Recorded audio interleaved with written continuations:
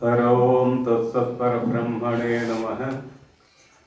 ಧಿಕ್ಕಾರಾಧ್ಯನವಚ್ಛಿನ್ನಾನಂತಚಿನ್ಮಾತ್ರಮೂರ್ತಯೇ ಸ್ವಾನುಭೂತ್ಯೇಕಮಾನಾಯ ನಮಃ ಶಾಂತಾಯ ತೇಜಸಿ. ಶಿವಂ ಶಾಂತಮದ್ವೈತಂ ಹಿ ಯದುಕ್ತಂ ಸರ್ವಶಾಸ್ತ್ರೇಷು ತದ್ರೂಪಂ ಮದ್ಗುರುವರಂ ಶ್ರೀ ಶಾಂತಾನಂದಮಹಂ ಭಜೆ. ಶಂಕರಂ ಶಂಕರಾಚಾರ್ಯಂ ಕೇಶವಂ ಬಾದರಾಯಣಂ ಸೂತ್ರ ಭಾಷ್ಯ ಕೃತೌ ವಂದೇ ಭಗವಂತೌ ಪುನಃ ಪುನಃ. ಸರ್ವೋಪನಿಷದಾಂ ತತ್ವಂ ಸಂಗೃಹ್ಯ ಸ್ವಮರೀಷಯ ಏನೋಕ್ತಂ ದೇಶಭಾಷಾಯಾಂ ವಂದೇ ತಂ ನಿಜಗುಣೇಶ್ವರಂ. ಪ್ರಾತಸ್ಮರಣೀಯರಾದ ಆರಾಧ್ಯ ಗುರುದೇವರ ಪವಿತ್ರವಾದ ಚರಣಾರವಿಂದಗಳಲ್ಲಿ ದಂಡವತ್ ಪ್ರಣಾಮಗಳನ್ನು ಸಮರ್ಪಣ ಮಾಡಿ, ಅವರಿವರೆನ್ನದೇ ಸರ್ವ ಬ್ರಹ್ಮಜ್ಞಾನಿಗಳ ಪವಿತ್ರವಾದ ಚರಣಾರವಿಂದಗಳಲ್ಲಿಯೂ ಕೂಡ ಅನಂತ ನಮಸ್ಕಾರಗಳನ್ನು ಸಮರ್ಪಣ ಮಾಡಿ, ಗುರು ಪರಂಪರೆಯ ಮಹಾತ್ಮರೆಲ್ಲರ ಚರಣಾರವಿಂದಗಳಲ್ಲಿ ಅನಂತ ನಮಸ್ಕಾರಗಳನ್ನು ಸಮರ್ಪಿಸಿ, ಶಿವಾವತಾರಿಗಳು, ಜಗದ್ವಂದ್ಯರು, ಜಗದ್ಗುರುಗಳು, ಪರಮ ಪೂಜ್ಯರು ಆಗಿರುವ ಸದ್ಗುರು ಶ್ರೀ ಸಿದ್ಧಾರೂಢಪ್ಪಂಗಳವರ ಚರಣಾರವಿಂದಗಳಲ್ಲಿಯೂ, ಹಾಗೆಯೇ ಸದ್ಗುರು ಶ್ರೀ ಶಿವಾನಂದಪ್ಪಂಗಳವರ ಚರಣಾರವಿಂದಗಳಲ್ಲಿಯೂ, ಅದರಂತೆ ಮಹಾಮೌನ ಯೋಗಿ ಸದ್ಗುರು ಗುರುನಾಥರಪ್ಪಂಗಳವರ ಚರಣಾರವಿಂದಗಳಲ್ಲಿಯೂ ಕೂಡ ಅನಂತ ನಮಸ್ಕಾರಗಳನ್ನು ಸಮರ್ಪಣ ಮಾಡಿ, ಉಪಸ್ಥಿತ ಸಾಧಕೆಯರಾದ ತಮ್ಮೆಲ್ಲರಲ್ಲಿಯೂ ಕೂಡ ವಂದನೆಗಳು. ಪದಾರ್ಥ ವಿವೇಕ ಅನ್ನುವ ಅಂಕಿ ವಿಷಯ ನಿನ್ನೆ ಮುಗಿದಿದೆ, 62. ಇವತ್ತ 63 ಪದಾರ್ಥ ದ್ವಯ. ನಿನ್ನೆ 4 ಭಾಗ ಮಾಡಿದರು. ಪಾರಮಾರ್ಥಿಕ ಪದಾರ್ಥ, ವ್ಯಾವಹಾರಿಕ ಪದಾರ್ಥ, ಪ್ರಾತಿಭಾಷಿಕ ಪದಾರ್ಥ, ತುಚ್ಛ ಅನ್ನುವ ಪದಾರ್ಥ ಅಂತ ನಿನ್ನೆ 4 ಭಾಗ ಮಾಡಿದರು. ಇವತ್ತು 2 ಭಾಗ ಮಾಡ್ತಾ ಇದ್ದಾರೆ. 2 ಭಾಗ ಯಾಕಂದ್ರೆ ಒಂದು ಸತ್ಯ, ಒಂದು ಮಿಥ್ಯ, 2 ಭಾಗ ಮಾಡ್ತಾ ಇದ್ದಾರೆ ಇವರು.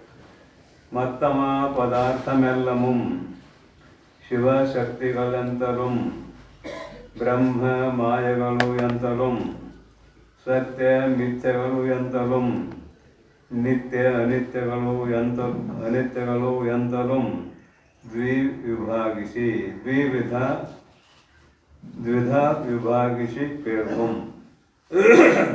ದ್ವಿಧ ವಿಭಾಗಿಸಿ ಪೇಳ್ಕುಂ. ಮೊದಲು 4 ಭಾಗ ಮಾಡಿದರು. ಪಾರಮಾರ್ಥಿಕ ಪದಾರ್ಥ, ವ್ಯಾವಹಾರಿಕ ಪದಾರ್ಥ, ಪ್ರಾತಿಭಾಷಿಕ ಪದಾರ್ಥ, ಮತ್ತೊಂದು ತುಚ್ಛ ಪದದ ಅರ್ಥ. ತುಚ್ಛ ಪದದ ಅರ್ಥ ಅಂದ್ರೆ ಏನು ಇಲ್ಲ ಅಂತ ಅಭಿಪ್ರಾಯ ಕಾಣುವುದಿಲ್ಲ, ಕೇವಲ ನುಡಿ ಮಾತ್ರ. ಇಲ್ಲಿ 2 ಮಾಡ್ತಾರೆ 4ರಲ್ಲಿ, ಒಂದು ಸತ್ಯ, ಒಂದು ಮಿಥ್ಯ ಅನ್ನುವ ಅರ್ಥದಲ್ಲಿ. ಮತ್ತಮ್ಮ ಪದಾರ್ಥವೆಲ್ಲಮಮ್ಮ ಎಲ್ಲ ಪದಾರ್ಥಗಳನ್ನು ಎದುರಿಗಿಟ್ಟುಕೊಂಡು ಶಿವಶಕ್ತಿಗಳು ಎಂತಲೂ. ಶಿವ ಮತ್ತು ಶಕ್ತಿ. ಶಕ್ತಿ ಅಂದ್ರೆ ಮಾಯೆ, ಮತ್ತೇನಿಲ್ಲ. ಅದರ ಪಾರಿಭಾಷಕ ಶಬ್ದ. ವೀರಶೈವ ಸಿದ್ಧಾಂತದಲ್ಲಿ ಶಿವಶಕ್ತಿ ಅಂತ ಕರೀತಾರೆ ಅವರು. ಶಿವಶಕ್ತಿಗಳು ಎಂತಲೂ. ಇದು ವೇದಾಂತಿಗಳು ಬ್ರಹ್ಮ ಮಾಯೆ ಅಂತ ಕರಿತೇವೆ. 2 ಪದಾರ್ಥ. ಬ್ರಹ್ಮ ಮಾಯೆಗಳು ಎಂತಲೂ. ಒಂದು ಬ್ರಹ್ಮ, ಒಂದು ಮಾಯೆ. ಸತ್ಯ ಮಿಥ್ಯಗಳು ಎಂತಲೂ. ಹಾಗೆಯೇ ಆತ್ಮ ಸತ್ಯ, ಆತ್ಮಕ್ಕಿಂತಲೂ ಭಿನ್ನವಾದದ್ದು ಮಿಥ್ಯ ಅಂತ 2 ಭಾಗ ಮಾಡ್ತೇವೆ. ನಿತ್ಯ ಅನಿತ್ಯಗಳು ಎಂತಲೂ. ಆತ್ಮನೂ ನಿತ್ಯ, ಆತ್ಮನಿಗಿಂತಲೂ ಭಿನ್ನವಾದದ್ದು ಅನಿತ್ಯ ಎಂತಲೂ. ದ್ವಿಧ 2 ಭಾಗವಾಗಿ ವಿಭಾಗಿಸಿ ಪೇಳ್ಕುಂ. 2 ರೀತಿಯಿಂದ ಶಾಸ್ತ್ರದಲ್ಲಿ ಹೇಳಿಕೊಂಡು ಬಂದಿದ್ದಾರೆ. ಇಲ್ಲಿ ನಾಮ ಸಂಕೀರ್ತನ ಅಷ್ಟೇ, ಮತ್ತೇನಿಲ್ಲ, ಕೇವಲ ನಾಮ ಸಂಕೀರ್ತನ. ಸ್ವಲ್ಪ ನೆಗಡಿಯಾಗಿದೆ, ಗಂಟ್ಲ ಕಟ್ಟಿಕೊಂಡಿದೆ, ಮತ್ತೆ ಸ್ವಲ್ಪ ಸ್ವಚ್ಛ ಮಾಡ್ತದೆ. ದೃಶ್ಯ ವಿವೇಕ ಅದರ ಮುಂದಿನ ಅಂಕಿ. ಅಲ್ಲಿ ಕೇವಲ ನಾಮ ಸಂಕೀರ್ತನ, ಅಲ್ಲಿ ಏನು ಹೇಳೋದಿಲ್ಲ, ಹೆಸರಷ್ಟ ಹೇಳೋದು ಅಂತ. ದೃಶ್ಯ ವಿವೇಕ. ಬಳಿಕ ದೃಕ್ಕೆಂದೊಡೆ ಸಂಯುಕ್ತಿಕ ದೃಷ್ಟಾಂತ ಉಪಪನ್ನವಾದ ವಿಚಾರದಿಂ ಪ್ರಾಮಾಣಿಕಂ ಆಗಿ ತಾತ್ವಿಕ ಅರ್ಥಮನ್ನು ವಿಚಾರಿಸಿ ತಿಳಿಯುವುದು.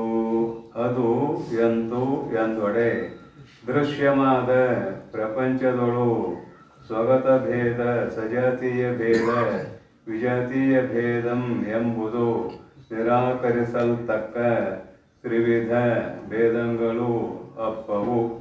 ಅವಕ್ಕೆ ದೃಷ್ಟಾಂತಂ ಎಂತೂ ಎನೆ ಲೋಕದೊಳು ಒಂದಾನೊಂದು ವೃಕ್ಷವು ತನ್ನೊಳು ಬೇರೆ ಬೇರೆ ತೋರ್ಪ ಪತ್ರ ಪುಷ್ಪ ಫಲಾದಿಗಳೆಂ ಭಿನ್ನಂ ಆಗಿರುವುದರಿಂದ ಅದು ಸ್ವಗತ ಭೇದಂ ಎನಿಸುವುದು.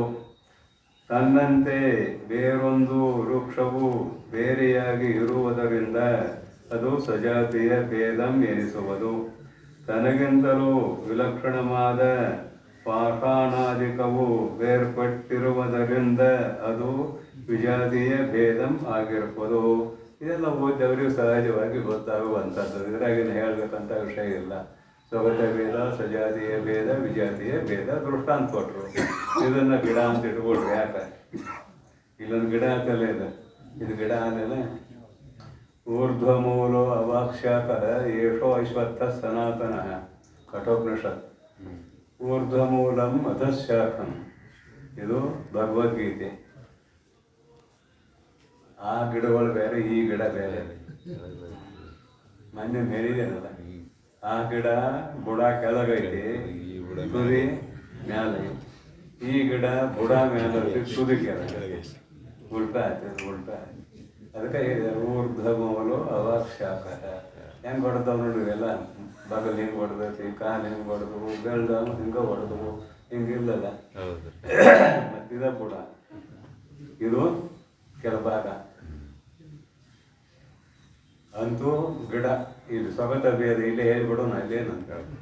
ಕೈ ಬೇರೆ, ಕಾಲು ಬೇರೆ, ಕಣ್ಣು ಬೇರೆ, ಕಿವಿ ಮೂಗು ಬೇರೆ ಬೇರೆ, ಇದು ಸ್ವಗತ ಭೇದ. ಇದು ಸಜಾತಿಯ ಭೇದ ಹೇಳಲಿಕ್ಕೆ ಬರ್ತದೆ. ಆ ಶರೀರ, ಈ ಶರೀರ, ಇನ್ನೊಂದು ವೃಕ್ಷ, ಇದೊಂದು ವೃಕ್ಷ. ಸಜಾತಿಯ ಭೇದ. ವಿಜಾತಿಯ ಭೇದ ಅಂದ್ರೆ ಇಲ್ಲಿ ನೋಡೋಣ, ಮುಂದೈತಿ. ಇದು ಕಬ್ಬಿಣ, ಇದು ಜಡ, ಇದು ಜಡ, ಇದು ಕಬ್ಬಿಣ. ಇದಕ್ಕಿಂತ ಇದು ಬೇರೆ, ಇದು ಸಜಾತಿ ಅಲ್ಲ. ಇವೆಲ್ಲ ಸಜಾತಿ ಭೇದ, ಎಲ್ಲ ವೃಕ್ಷಗಳು. ಇದು ವಿಜಾತಿ ಭೇದ. ಕಬ್ಬಿಣ ತಗೊಳ್ರಿ, ಕಂಬ ತಗೊಳ್ರಿ, ಈ ವ್ಯಾಸ್ಪೀಠ ತಗೊಳ್ರಿ, ಏನಾರ ತಗೊಳ್ರಿ ಮುಂದೆ. ಇದು ಸ್ವಗತ ಭೇದ, ಸಜಾತಿಯ ಭೇದ, ವಿಜಾತಿಯ ಭೇದಕ್ಕೆ ದೃಷ್ಟಾಂತ. ಅದರ ಆತ್ಮನಲ್ಲಿ ಯಾವ ಇಲ್ಲ ಅಂತ ಹೇಳುವುದಕ್ಕೆ ಇವನು ಮಾಡ್ಯಾರ, ಮತ್ತೇನಿಲ್ಲ. ಸ್ವಗತ ಭೇದ, ಸಜಾತಿಯ ಭೇದ, ವಿಜಾತಿಯ ಭೇದ.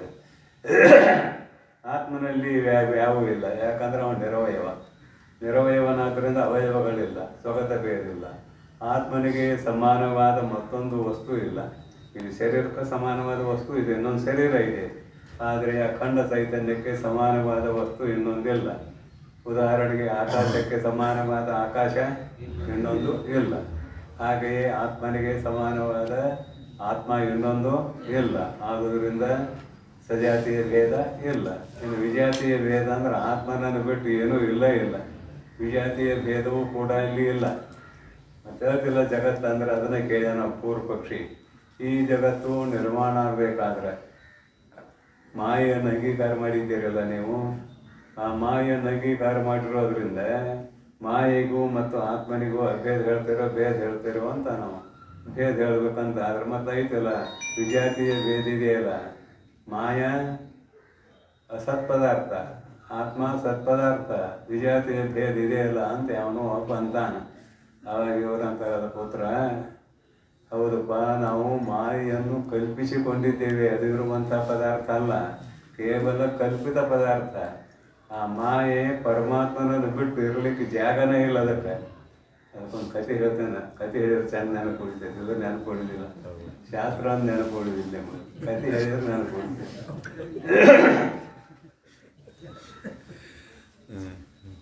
ಈ ದೇವಿ ಪುರಾಣದಲ್ಲಿ, ದೇವಿ ಪುರಾಣ ಅಂತ ಒಂದಿದೆ, ಭಾಗವತ, ದೇವಿ ಭಾಗವತ ಅಂತಿದೆ. ಅದರಲ್ಲಿ ರಾಕ್ಷಸರು ಭಾಳ ಪ್ರಬಲ ಆದರು, ಭಾಳ ಪ್ರಬಲ. ಬೀಜಾಸುರ, ಮಹಿಷಾಸುರ ಮೊದಲಾದಂತಹ ಬಹುಕೋಟಿ ರಾಕ್ಷಸರು ಭಾಳ ಪ್ರಬಲ ಆದರು. ಬ್ರಹ್ಮ, ವಿಷ್ಣು, ಮಹೇಶ್ವರ ಇವರನ್ನು ಬಡದು ಓಡಿಸಿರು ಅವರು. ಅವಾಗ ಎಲ್ಲರೂ ಕೂಡಿ ಏನು ವಿಚಾರ ಮಾಡ್ತಾರೆ ಅಂದರೆ, ರಾಕ್ಷಸರನ್ನು ಕೊಲ್ಲುವಂಥ ಒಂದು ಶಕ್ತಿಯನ್ನು ನಾವು ತಯಾರು ಮಾಡೋಣ. ನಾವೆಲ್ಲ ಈಗ ಬ್ರಹ್ಮ ಬೇರೆ, ವಿಷ್ಣು ಬೇರೆ, ರುದ್ರ ಬೇರೆ, ಆ ದೇವತೆಗಳು ಬೇರೆ, ಈ ದೇವತೆಗಳು ಬೇರೆ ಅಂತ ಹಂಚರಿಸಿ ಹೋಗಿದ್ದೀವಿ. ಹೀಗಾಗಿ ರಾಕ್ಷಸರು ನಮ್ಮ ಮೇಲೆ ದಬ್ಬಾಳಿಕೆ ಮಾಡಿದರು. ಗೊತ್ತೈತಲ್ಲ, ಕೈಲಾಸ ಬೇರೆ, ವೈಕುಂಠ ಬೇರೆ, ಸತ್ಯಲೋಕ ಬೇರೆ. ಕೈಲಾಸ ಆಳವ ಶಿವಪ್ಪ, ವೈಕುಂಠ ಆಳವ ವಿಷ್ಣು, ಸತ್ಯಲೋಕ ಆಳವ ಬ್ರಹ್ಮ, ಚಂದ್ರಮುಖ ಬ್ರಹ್ಮ. ಇದೆಲ್ಲ ವಿಭಾಗ ಆಗೈತಿ. ಹೀಗಾದ್ದರಿಂದ ರಾಕ್ಷಸರು ಪ್ರಬಲ ಆದರು, ನಾವು ದುರ್ಬಲ ಆದೀವಿ. ಅದಕ್ಕೆ ಎಲ್ಲರೂ ಕೂಡಿ ಒಂದು ಶಕ್ತಿ ತಯಾರು ಮಾಡೋಣ ಅಂದರು. ತಮ್ಮಲ್ಲಿ ಇರುವ ಎಲ್ಲ ಶಕ್ತಿಯನ್ನು ಕೂಡಿಸಿ ತಯಾರು ಮಾಡಿದರು. ಅದುವೇ ಕಾಳಿಕಾದೇವಿ. ಕಾಳಿಕಾದೇವಿ ಅನ್ನೋದು ಗೊತ್ತಾಗತ್ತಲ್ಲ. ಕಾಳಿಕಾದೇವಿ, ಕಾಳಿಕಾದೇವಿ ಅನ್ರಿ, ಭೈರವಿ ಅನ್ರಿ, ಏನಾದರೂ ಅನ್ರಿ, ಅಂತೂ ದೇವಿಯೇ ಫೋಟೋ ನೋಡ್ರು ಅಂದು ಹೇಗಿದೆ ಅನ್ನೋದು. ನಾಲ್ಗೆ ತೊಗೊಂಡು ಹೆಂಗೆ ಉದ್ದಾಗಿ ಹರ್ಕೊಂಡು ಸಿಂಹದ ಮೇಲೆ ಕೊಡ್ತಿದ್ದಾರೆ. ರಾಕ್ಷಸರನ್ನ ಕಾಲಾಗ ಹರ್ಕೊಂತ ಸಿಂಹ, ಅದು ನೋಡಿದ್ರೆಲ್ಲ ಫೋಟೋ ನೋಡಿದ್ರು. ಆ ದೇವಿ ಪುರಾಣದಲ್ಲಿ ಬರುತ್ತಾರೆ, ಅದನ್ನು ಹೇಳಕತ್ತೇನೆ. ಏನು ಬರುತ್ತಾರ, ದೇವಿಯೇ ದೊಡ್ಡಾಕಿ.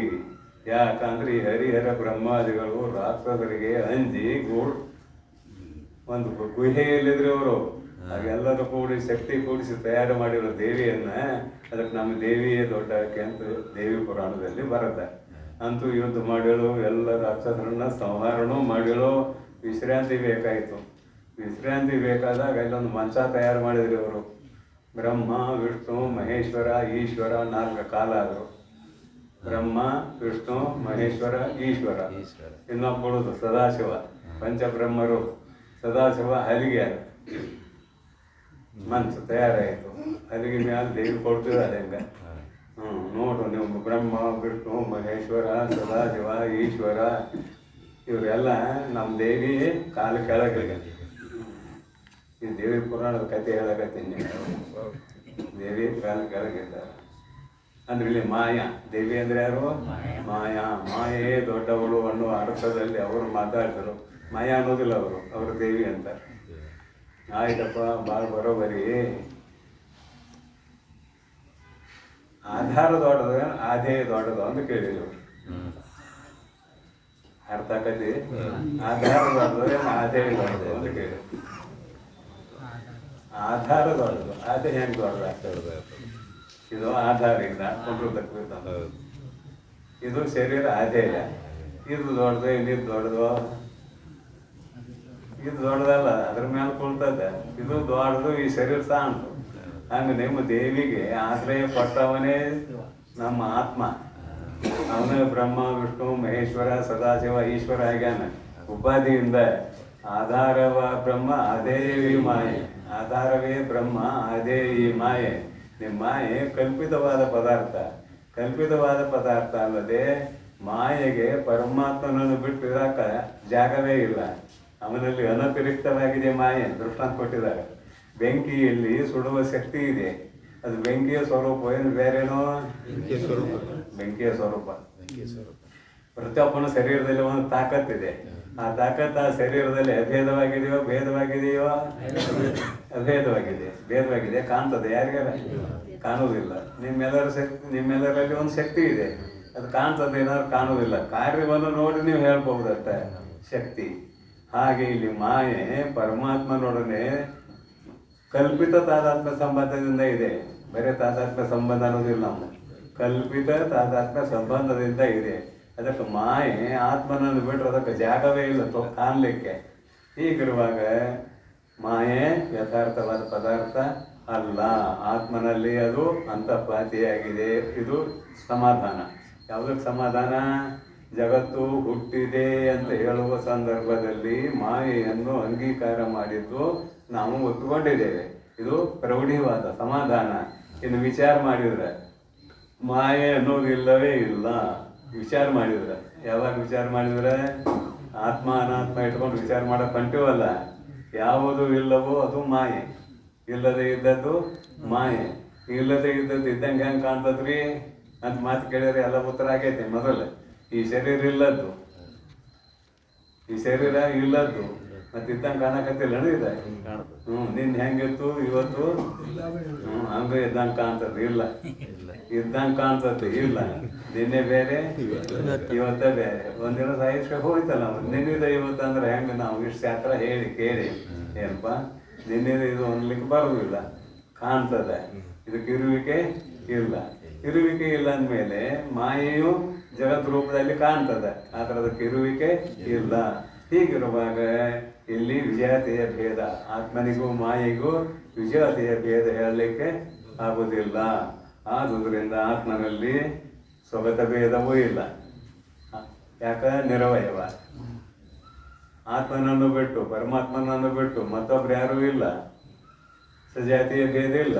ವಿಜಾತಿಯ ಭೇದ ಹೇಳಿದ ನಾವು ಮಾಯ ಅಂತಂದು ಇಟ್ಕೊಂಡು ಕೇಳಿದ, ಅದು ಕೂಡ ಇಲ್ಲ ಅಂತ ಈ ರೀತಿಯ ವ್ಯಾಖ್ಯಾನ ಇಲ್ಲಿದೆ. ಇಷ್ಟೇ. ಇದ್ರಾಗ ಒಂದು ದೃಷ್ಟಾಂತ ಕೊಟ್ಟಾರ ಅವರು. ಜಗತ್ಕಾರಣವಾದ ಮಾಯೆಯುಂಟಾಗಿ ವಿಜಾತಿಯ ಭೇದಂ ಇಪ್ಪುದು ಏನೇ ಲೋಕದಲ್ಲಿ, ಈ ಲೋಕದಲ್ಲಿ ಚಿತ್ರಕಲಿಂ ಚಿತ್ರಶಕ್ತಿಗೆ ಬೇರೆ ತೋರಿಕೆಯೂ ಇಲ್ಲದಂತೆ. ಒಬ್ಬ ಚಿತ್ರ ಬರೆಯಕತ್ತಾನ, ಅವನಲ್ಲಿ ಚಿತ್ರ ಬರೆಯುವ ಒಂದು ಶಕ್ತಿ ಇದೆ, ಕಲಾ, ಅದೊಂದು ಕಲೆ. ಆದ್ರೆ ಅವನ ಒಳಗೆ ಇದೆ ಅದು. ಮೊದಲು ಇಲ್ಲಿ ಮೂಡಿದಾಗ ಅವ ಇಲ್ಲಿ ಬರೀತಾನೆ, ಇಲ್ಲಿ ಮೂಡಿದ್ರೆ ಅವನು ಬರೆಯಕ್ಕೆ ಬರುವುದಿಲ್ಲ. ನಿಮಗೂ ಹಸ್ತೇನೆ ಒಂದು ಪತ್ರ ಬರೆಯಕ್ಕೆ ಹಸ್ತೇನೆ. ಪತ್ರ ಬರೆಯಕ್ಕೆ ಹಸ್ತೇನೋ, ನಿಮ್ಮನ್ನು ಮಾತಾಡ್ತಾನೆ ಇರ್ತಾನೆ, ಬರೀರಿ ನಿಮ್ಮನ್ನು ಬಿಡದ್ಲೇ ಮಾತಾಡ್ತಾನೆ ಇರ್ತಾನೆ, ಬರೀ ಪತ್ರ ಕೊಡ್ತಾನೆ ಇರ್ತಾನೆ, ಬರೀರಿ. ಬರೀದಿಲ್ಲ. ಯಾಕೆ? ಒಳಗೆ ತಯಾರಾಗಲಿಲ್ಲ ಪತ್ರ. ಒಳಗೆ ಪತ್ರ ತಯಾರಾಗ್ಬೇಕು. ಒಳಗೆ ಪತ್ರ ತಯಾರಾದ್ರೆ ಬರೆಯಕ್ಕೆ ಬರ್ತದೆ. ಒಳಗೆ ಪತ್ರ ತಯಾರಾಗಲಿಲ್ಲ. ಇದು ಬಂದಾಕತಿ ನಿಮಗೆ ತಿಳಿಯುವಂಥ ದೃಷ್ಟಾಂತ ಆಯಿತು. ಇದು ದೃಷ್ಟಾಂತ ಅಷ್ಟ ಅಲ್ಲ, ಕೇವಲ ಆತ್ಮಚಿಂತನೆ ಇಲ್ಲಿ ಇದ್ದಾಗ ಬೇರೆ ಏನು ಗಲಾಟೆ ಇಲ್ಲ ಅಂದ್ರೆ ಆತ್ಮಚಿಂತನೆ ಆಗ್ತೈತಿ. ಮತ್ತೆ ಎಲ್ಲ ಗಲಾಟೆ ಮಧ್ಯದಲ್ಲಿ ಆತ್ಮಚಿಂತನೆ ಮಾಡ್ತೇನೆ ಅಂದ್ರೆ ಆಗೋದಿಲ್ಲ. ಸರಿ ಇಲ್ಲ ಪತ್ರ. ಈಗ ನಾ ಹೇಳಿದಂಗೆ ಪತ್ರ ಬರೀದಿಲ್ಲ. ಮತ್ತು ಗಲಾಟೆಯ ಮಧ್ಯದಲ್ಲಿ ಇಟ್ಕೊಂಡು ಆತ್ಮಾಕಾರ ವೃತ್ತಿ ಉಳ್ಳವನಾಗುತ್ತೇನೆ ಅಂದ್ರೆ ಹೆಂಗೆ ಸಾಧ್ಯ ಏನು ಅಂತ ಕೇಳಿದ್ರೆ ಸಾಧ್ಯ ಇಲ್ಲ. ಅದು ತತ್ವಜ್ಞಾನೋತ್ತರ ಕಾಲದಲ್ಲಿ ಎಲ್ಲವೂ ಬ್ರಹ್ಮಮಯವಾಗಿ ಯಾರಿಗೆ ಕಾಣುತ್ತಿದೆಯೋ ಅವರು ಒಳಗಿದ್ರು ತತ್ವಜ್ಞಾನಿಗಳು, ಹೊರಗೆ ಬಂದರು ತತ್ವಜ್ಞಾನಿಗಳು. ಅವ್ರಿಗೆ ಸಂಬಂಧ ಇಲ್ಲ. ಇದು ಸಾಧಕರಿಗೆ ಸಂಬಂಧಪಟ್ಟಂತ ವಿಚಾರ. ಶಾಸ್ತ್ರ ಯಾರಿಗೆ? ಸಾಧಕರಿಗೆ. ತತ್ವಜ್ಞಾನಿಗೆ ಶಾಸ್ತ್ರ ಬೇಕಾಗಿತ್ತೇನ? ಶಾಸ್ತ್ರದ ಆಚೆ ಕಡೆ ಹೋಗ್ಯಾನ. 3 ಗುಣ ದಾಟಿ ಹೋಗ್ಯಾನ. ತ್ರೈಗುಣ್ಯೇ ನಿಸ್ತ್ರೈಗುಣ್ಯೇ ಚರಿತ ಕೋ ವಿಧಿ ಕೋ ನಿಷೇಧ. 3 ಗುಣಗಳನ್ನು ದಾಟಿ ಹೋಗ್ಯಾನ. ಸತ್ವಗುಣ ಇಲ್ಲ, ರಜಗುಣ ಇಲ್ಲ, ತಮಗುಣ ಇಲ್ಲ ಅಂದ್ರೆ ಪ್ರಕೃತಿಯನ್ನು ದಾಟಿ ಹೋಗಿದ್ದಾನೆ. ತಿಳಿಸಾಕಿದವ ದಾಟಿ ಹೋಗಿದ್ದಾನೆ ಅನ್ನೋದು ತಿಳಿಸಾಕ. ಆಮೇಲೆ ಪರಿಸ್ಥಿತಿಯನ್ನು ದಾಟಿ ಹೋಗಾಕ ತಿಳಿಸುವ ದೃಷ್ಟಿಯಿಂದ ಹೇಳುವ ಮಾತುಗಳಿವೆಲ್ಲ ಅಲ್ಲದೆ ಅವ ದಾಟಿ ಹೋದಂದ್ರೆ ಎಲ್ಲಿ ಹೋದ ಅಂತ ಪ್ರಶ್ನೆ ಮಾಡಿದ್ರೆ ಏನು ಉತ್ತರ ಕೊಡ್ಬೇಡಿ. ಅದಕ್ಕೆ ದಾಟಿ ಹೋಗಿದ್ದಾನೆ ಅನ್ನೋದು ತಿಳಿಸುವ ದೃಷ್ಟಿಯಿಂದ ಅಂತ ಅಭಿಪ್ರಾಯ ಅಲ್ಲದೆ ಬೇರೆ ಏನೂ ಅಲ್ಲ. ಹಾಗಾದ್ರೆ ಇದೆಲ್ಲ ಹೇಳುವುದು ಯಾರಿಗೆ? ಸಾಧಕರಿಗೆ. ನೀನು ಏಕಾಂತವಾಸಿಯಾಗಿ ಇದ್ದರೆ ಮಾತ್ರ ಆತ್ಮಾಕಾರ ವೃತ್ತಿಯುಳ್ಳವನು ಆಗಲಿಕ್ಕೆ ಸಾಧ್ಯ ಅನ್ನುವುದು ಕೂಡ ಇಲ್ಲಿ ಧ್ವನ್ಯಾರ್ಥ. ಧ್ವನಿ ಇದೆ ಇಲ್ಲಿ. ಹಂಗ ಬರೀ ನಾವು ಭೇದ ಅಟ್ಟ ಹೇಳಿದೀವಿ. ಏನು ಕೆಲಸ ಬಂತದ? ಸ್ವಗತ ಭೇದ ಇಲ್ಲ, ಸಜಾತಿಯ ಭೇದ ಇಲ್ಲ, ವಿಜಾತಿಯ ಭೇದ ಇಲ್ಲ ಅಂತ ಇಷ್ಟ ಹೇಳಿದೀವಿ. ಯಾವ ಕೆಲಸಕ್ಕೆ ಬಂತದ? ಏನು ಉಪಯೋಗ ಆಯ್ತದ? ಅದು ಉಪಯೋಗ ಆಗ್ಬೇಕಾದ್ರೆ ಅಖಂಡ ಚೈತನ್ಯವೇ ನೀನು. ಅದನ್ನು ಅನುಸಂಧಾನ ಮಾಡು. ಶ್ರವಣ ಮನನ ನಿಧಿಧ್ಯಾಸನ ಅಂತೂ ಎಲ್ಲ ಮುಂದಿದ್ದೇ ಇರ್ತದೆ. ಇಲ್ಲಿ ಅಭಿಪ್ರಾಯ ಸಂತಿಯಲ್ಲಿ ಶಾಸ್ತ್ರ ಅಲ್ಲ ಅಂತ ಅಭಿಪ್ರಾಯ, ಮತ್ತೇನಿಲ್ಲ. ಚಿತ್ರಕಲೆಗೆ ಬೇರೆ ತೋರಿಕೆಯೂ ಇಲ್ಲದಂತೆ. ಅವನಲ್ಲಿ ಒಂದು ಚಿತ್ರಕಲಾ ಇದೆ, ಅದು ಮೊದಲು ಮೂಡ್ತದೆ, ಹೆಂಗೆ ಬರಿಬೇಕಂತೇಳಿ ಹಾಗೆ ಬರಿತಾನ. ಹಾಗೆ ನಿನ್ನಲ್ಲಿಯೂ ಕೂಡ ಆತ್ಮನನ್ನು ಅರಿಯುವ ಯೋಗ್ಯತೆ ಇದೆ. ಆ ಯೋಗ್ಯತೆಯಿಂದ ನಿನ್ನನ್ನು ನೀನು ತಿಳಿಯುವುದಕ್ಕೆ ಏನಾಗಬೇಕು? ಏಕಾಂತವಾಸಿ ಆಗಬೇಕು. ಸನ್ಮಾತ್ರ ಬ್ರಹ್ಮದತ್ತನಿಂ, ಕೇವಲ ಸದ್ರೂಪವಾಗಿರುವ ಬ್ರಹ್ಮದಿಂದ, ಬ್ರಹ್ಮ ಅನತಿರಿಕ್ತ, ಬ್ರಹ್ಮಕ್ಕಿಂತಲೂ ಭಿನ್ನವಾದ ಅನತಿರಿಕ್ತ ಸತ್ತಾತ್ಮಕವಾದ, ಬ್ರಹ್ಮಕ್ಕಿಂತಲೂ ಭಿನ್ನವಾಗಿ ಸತ್ತೆಯನ್ನು ಪಡೆದಿರುವಂತಹ ಮಾಯೆ ಇದೆಯೇನಂದ್ರೆ ಇಲ್ಲ. ಮಾಯೆಗೆ ವಿಲಕ್ಷಣತ್ವವೇ ಇಲ್ಲವಾಗಿ ಬ್ರಹ್ಮನನ್ನು ಬಿಟ್ಟು ಇನ್ನೊಂದು ಸತ್ತೆಯನ್ನು ಪಡೆದುಕೊಂಡಿರುವಂತಹ ಮಾಯೆ ಇಲ್ಲವಾಗಿ. ಇದೊಂದು ರೀತಿಯಿಂದ ವ್ಯವಸ್ಥಿತವಾದ ವ್ಯಾಖ್ಯಾನ ಇದು. ಇನ್ನೊಂದು ಸ್ವಲ್ಪ ಅದು ಕೂಡಿಸೋದಾದ್ರೆ ಏನಂದ್ರೆ, ಸಮಾನ ಸತ್ತಾವುಳ್ಳ ಪದಾರ್ಥಗಳಿಗೆ ಭೇದವನ್ನು ಹೇಳಬಹುದಲ್ಲದೆ ವಿಷಮ ಸತ್ತಾವುಳ್ಳ ಪದಾರ್ಥಗಳಿಗೆ ಭೇದ ಹೇಳಕ್ಕೆ ಬರೋದಿಲ್ಲ. ಯಾಕಂದ್ರೆ ಸಮಾನ ಸತ್ತ ಇರಬೇಕು. ವಿಷಮ ಸತ್ತಾವುಳ್ಳ ಪದಾರ್ಥ ತಾವು ಭಿನ್ನಾಗಿರ್ತಾವು.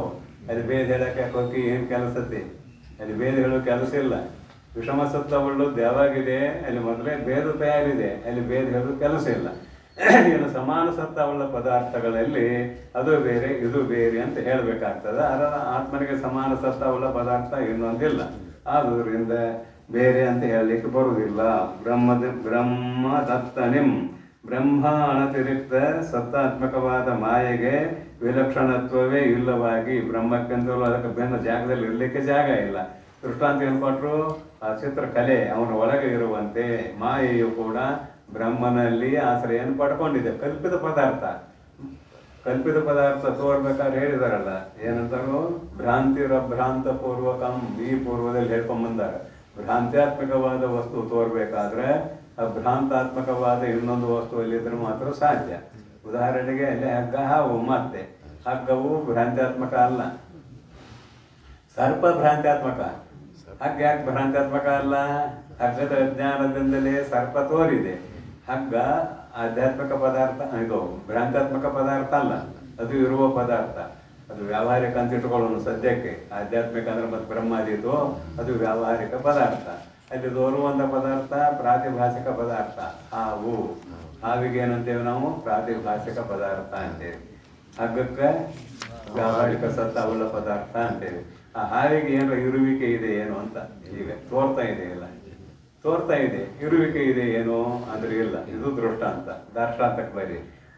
ಹಾಗಿದ್ದಂಗ ಆತ್ಮ, ತೋರುವ ಸರ್ಪ ಇದ್ದಂಗ ಮಾಯೆ. ಹಾಗಿದ್ದ ಹಾಗೆ ಆತ್ಮ, ತೋರುವ ಸರ್ಪ ಇದ್ದ ಹಾಗೆ ಮಾಯೆ. ಏನು ಸ್ವಾಮಿಗಳ ಆತ್ಮ ನಾವು ಹಾಗಿದ್ದಂಗ ಅಂತ ಹೇಳ್ತೀರಿ? ಅದಕ್ಕಿಂತ ದೃಷ್ಟಾಂತ ಮಾಡಿದೇವೆ ತಿಳಿಸಾಕ ದೃಷ್ಟಾಂತ ಮಾಡಿದ್ದೇವೆ. ಅದು ಹಗ್ಗಾಗಿ ತೋರೋಕ್ಕಿಂತ, ಅಲ್ಲಿ ಹಾವಾಗಿ ತೋರೋಕ್ಕಿಂತ ಮೊದಲು ಹಗ್ಗ. ಈಗ ಹಾವಾಗಿ ತೋರುವಾಗಲೂ ಹಗ್ಗ. ಅದರ ಹಗ್ಗ ಹಾವಿನ ಜ್ಞಾನ ಆದ ಮೇಲೆ, ಅಂದ್ರೆ ಹಗ್ಗದ ಜ್ಞಾನ ಆದ್ಮೇಲೆ ಹಾವು ಹೋಯ್ತು. ಎಲ್ಲಿ ಹೋಯ್ತು? ಬಾಧ ಹೋಯ್ತು, ಹೋಗ್ಲಿಲ್ಲ ಇಲ್ಲ ಅಂತ ನಿಶ್ಚಯ ಮಾಡಿದೆ. ಹಾಗೂ ಹಗ್ಗ ಏನು? ಅಜ್ಞಾನ ಕಾಲದಲ್ಲೂ ಹಗ್ಗ, ಜ್ಞಾನ ಕಾಲದಲ್ಲೂ ಹಗ್ಗ. ಅದಕ್ಕೆ ಏನೇನು ಭೇದ ಇಲ್ಲ. ಭ್ರಾಂತ್ಯಾತ್ಮಕವಾದ ಹಾವು ಇದೆಯಲ್ಲ, ಅದು ತೋರ್ತದ, ಅದಕ್ಕೆ ಇರುವಿಕೆ ಇಲ್ಲ, ಅದಕ್ಕೆ ಸತ್ಯ ಇಲ್ಲ. ದೃಷ್ಟಾಂತ. ಹಗ್ಗದಂತೆ ಆತ್ಮ, ಹಾವಿನಂತೆ ಜಗತ್ತು, ಹಾವಿನಂತೆ ನಿನ್ನ ಶರೀರ. ಹೋಗ್ಬೇಕಲ್ಲ, ತೋರ್ತದಟ್ಟ, ಇದಕ್ಕೆ ಇರುವಿಕೆ ಇಲ್ಲ ಅಂತ ಹೋಗ್ಬೇಕಲ್ಲ. ಅವಾಗ ಸಾಧಕರಾಕೆ, ಎಲ್ಲರೂ ಸಾಧಕರಾಗೋದಿಲ್ಲ. ನೋಡ್ರಿ, ಈ ವಿಷಯ ಹೀಗೆ ಹೇಳಿ ವಿಲಕ್ಷಣಾತ್ಮಕವೇ ವಿಲಕ್ಷಣತ್ವವೇ ಇಲ್ಲವಾಗಿ ಬ್ರಹ್ಮಕ್ಕೆ ವಿಜಾತಿಯ ಭೇದಮೂ ಇಲ್ಲವೆಂದು. ಬ್ರಹ್ಮಕ್ಕೆ ವಿಜಾತಿಯ ಭೇದ ಇಲ್ಲ. ಮಾಯಾ ಇಟ್ಕೊಂಡು ಭೇದ ಹೇಳಿದ್ದವ, ವಿಜಾತಿಯ ಭೇದ ಇಲ್ಲ. ವಿಜಾತಿಯನ್ನ ಆಗಲಿ, ಅದಕ್ಕೆ ಇರುವಿಕೆ ಇಲ್ಲ. ಅದನ್ನು ಹೇಳಕ್ ಹೊಂಟಿದ್ದೇವೆ ನಾವು. ವಿಜಾತಿಯ ಭೇದ ಅಂತ ಹೇಳ್ಬಹುದವ, ಹಾಗಿದ್ದರಲ್ಲ ಅದಕ್ಕೊಂದು ಜಾತಿ ಹೇಳೋದು. ಅದಕ್ಕೆ ಇರುವಿಕೆ ಇಲ್ಲ. ವಿಜಾತಿಯ ಭೇದ ಹೇಗೆ ಹೇಳ್ತೀನಿ ಏನು ಅಂತಿದ್ರ ಅಭಿಪ್ರಾಯ. ಇಲ್ಲವೆಂದು ಸಿದ್ಧಂ ಅಪ್ಪಂ, ಇಲ್ಲ ಅಂತ ನಿಶ್ಚಯ. ಜಗತ್ತು ಪ್ರತಿ ಕ್ಷಣದಲ್ಲಿ ನಾಶ ಆಗ್ತಾ ಇದೆ, ಅದಕ್ಕೆ ಇರುವಿಕೆಯೇ ಇಲ್ಲ. ಅಂದ ಮೇಲೆ ವಿಜಾತಿಯ ಭೇದವನ್ನು ಹೇಳಲಿಕ್ಕೆ ಬರುವುದಿಲ್ಲ. ಇದರ ತಾಯಿ ಮಾಯೆ, ಜಗತ್ತಿನ ತಾಯಿ ಮಾಯೆ. ಮಾಯೆಗೆ ವಿಜಾತಿಯ ಭೇದ ಇಲ್ಲ. ಜಗತ್ತಿಗೆ ಮಾಯೆ ಇಟ್ಕೊಂಡಾಗ ವಿಜಾತಿಯ ಭೇದ ಇಲ್ಲ. ಆತ್ಮನಿಗೆ ಜಗತ್ತು ಇಟ್ಕೊಂಡಾಗ ಯಾವಾಗ ಇರ್ತದೆ ವಿಜಾತಿಯ ಭೇದ? ಅದು ಇಲ್ಲ. ಅಂತೂ ಆತ್ಮನಲ್ಲಿ ಏನಿಲ್ಲ ಅಂತ ಹೇಳಿದ್ರು, ಸ್ವಗತ ಭೇದ ಇಲ್ಲ, ಸಜಾತಿಯ ಭೇದ ಇಲ್ಲ, ವಿಜಾತಿಯ ಭೇದ ಇಲ್ಲ ಅಂತ ಹೇಳಿದರು. ಅಷ್ಟೇ ಹೇಳಿಬಿಟ್ಟುವುದಿಲ್ಲ, ನಿಲ್ಕೊಂಡ್ರು. ಏನಂತಾರೆ? ನಾವು ಯುಕ್ತಿಯಿಂದ ಹೇಳಿದೀವ ಅಂತ ಅರ್ಥ ಮಾಡಿಗಿಡೀರಿ, ಇದಕ್ಕೆ ಶ್ರುತಿ ಪ್ರಮಾಣ ಇದಾವ ಅಂತ ಹೇಳಿ ಶ್ರುತಿಗಳನ್ನು ಹೇಳ್ತಾರೆ. ನೋಡ್ರಿ, ಬಳಿಕ ಈ ಅರ್ಥದಲ್ಲಿ ಏಕಂ ಏವ ಅದ್ವಿತೀಯಂ ಬ್ರಹ್ಮ ಎಂಬ ಪ್ರಬಲತರ ಸಿದ್ಧಾಂತ ಶ್ರುತಿ ವಾಕ್ಯದ ಏಕಂ ಏವ ಅದ್ವಿತೀಯಂ ಎಂಬ ಪದತ್ರಯಕ್ಕೆ ಜೀವ ಬ್ರಹ್ಮೈಕ್ಯ ಅವಧಾರಣೆ ದ್ವೈತ ನಿಷೇಧಗಳು ಎಂಬ ಅರ್ಥತ್ರಯಂ ಅಪ್ಪುದರಿಂದ ಕ್ರಮದಿಂದಲೇ ಬ್ರಹ್ಮದಲ್ಲಿ ಸ್ವಗತ ಸಜಾತಿಯ ವಿಜಾತಿಯ ಭೇದಗಳು ಇಲ್ಲವೆಂಬುದಕ್ಕೆ ಪ್ರಮಾಣವು ಅಪ್ಪಂ.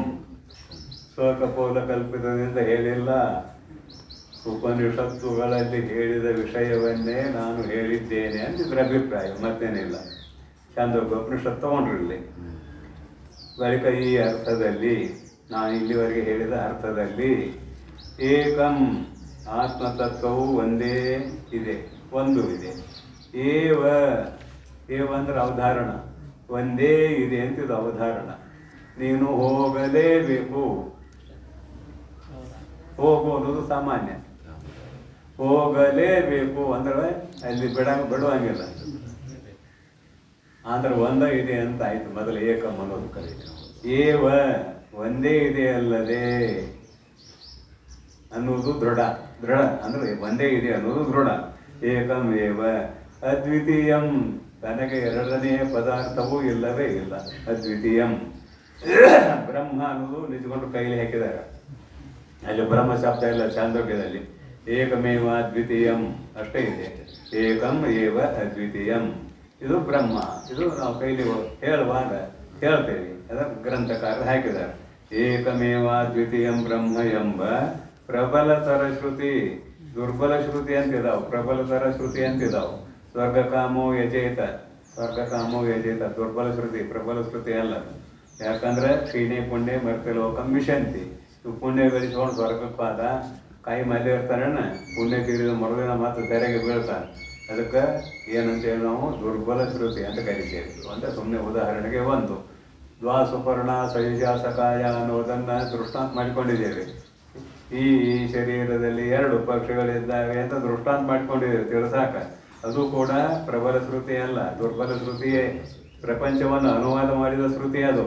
ಯಾವುದು? ದ್ವಾಸುಪರ್ಣ ಸಯುಜ ಸಕಾಯ ಸಮಾನ ವೃಕ್ಷಂ ಪರಿಷಶ್ವ ಜಾತಿ ತಯೋರನ್ಯ ಪಿಪ್ಪಲಂ ಸ್ವಾದ್ವತ್ತಿ ಅನಸ್ನನ್ಯೋ ವಿಚಾರಸೀತಿ ಅನ್ನೋದು ದುರ್ಬಲ ಶ್ರುತಿ, ಪ್ರಬಲ ಶ್ರುತಿ ಅಲ್ಲ.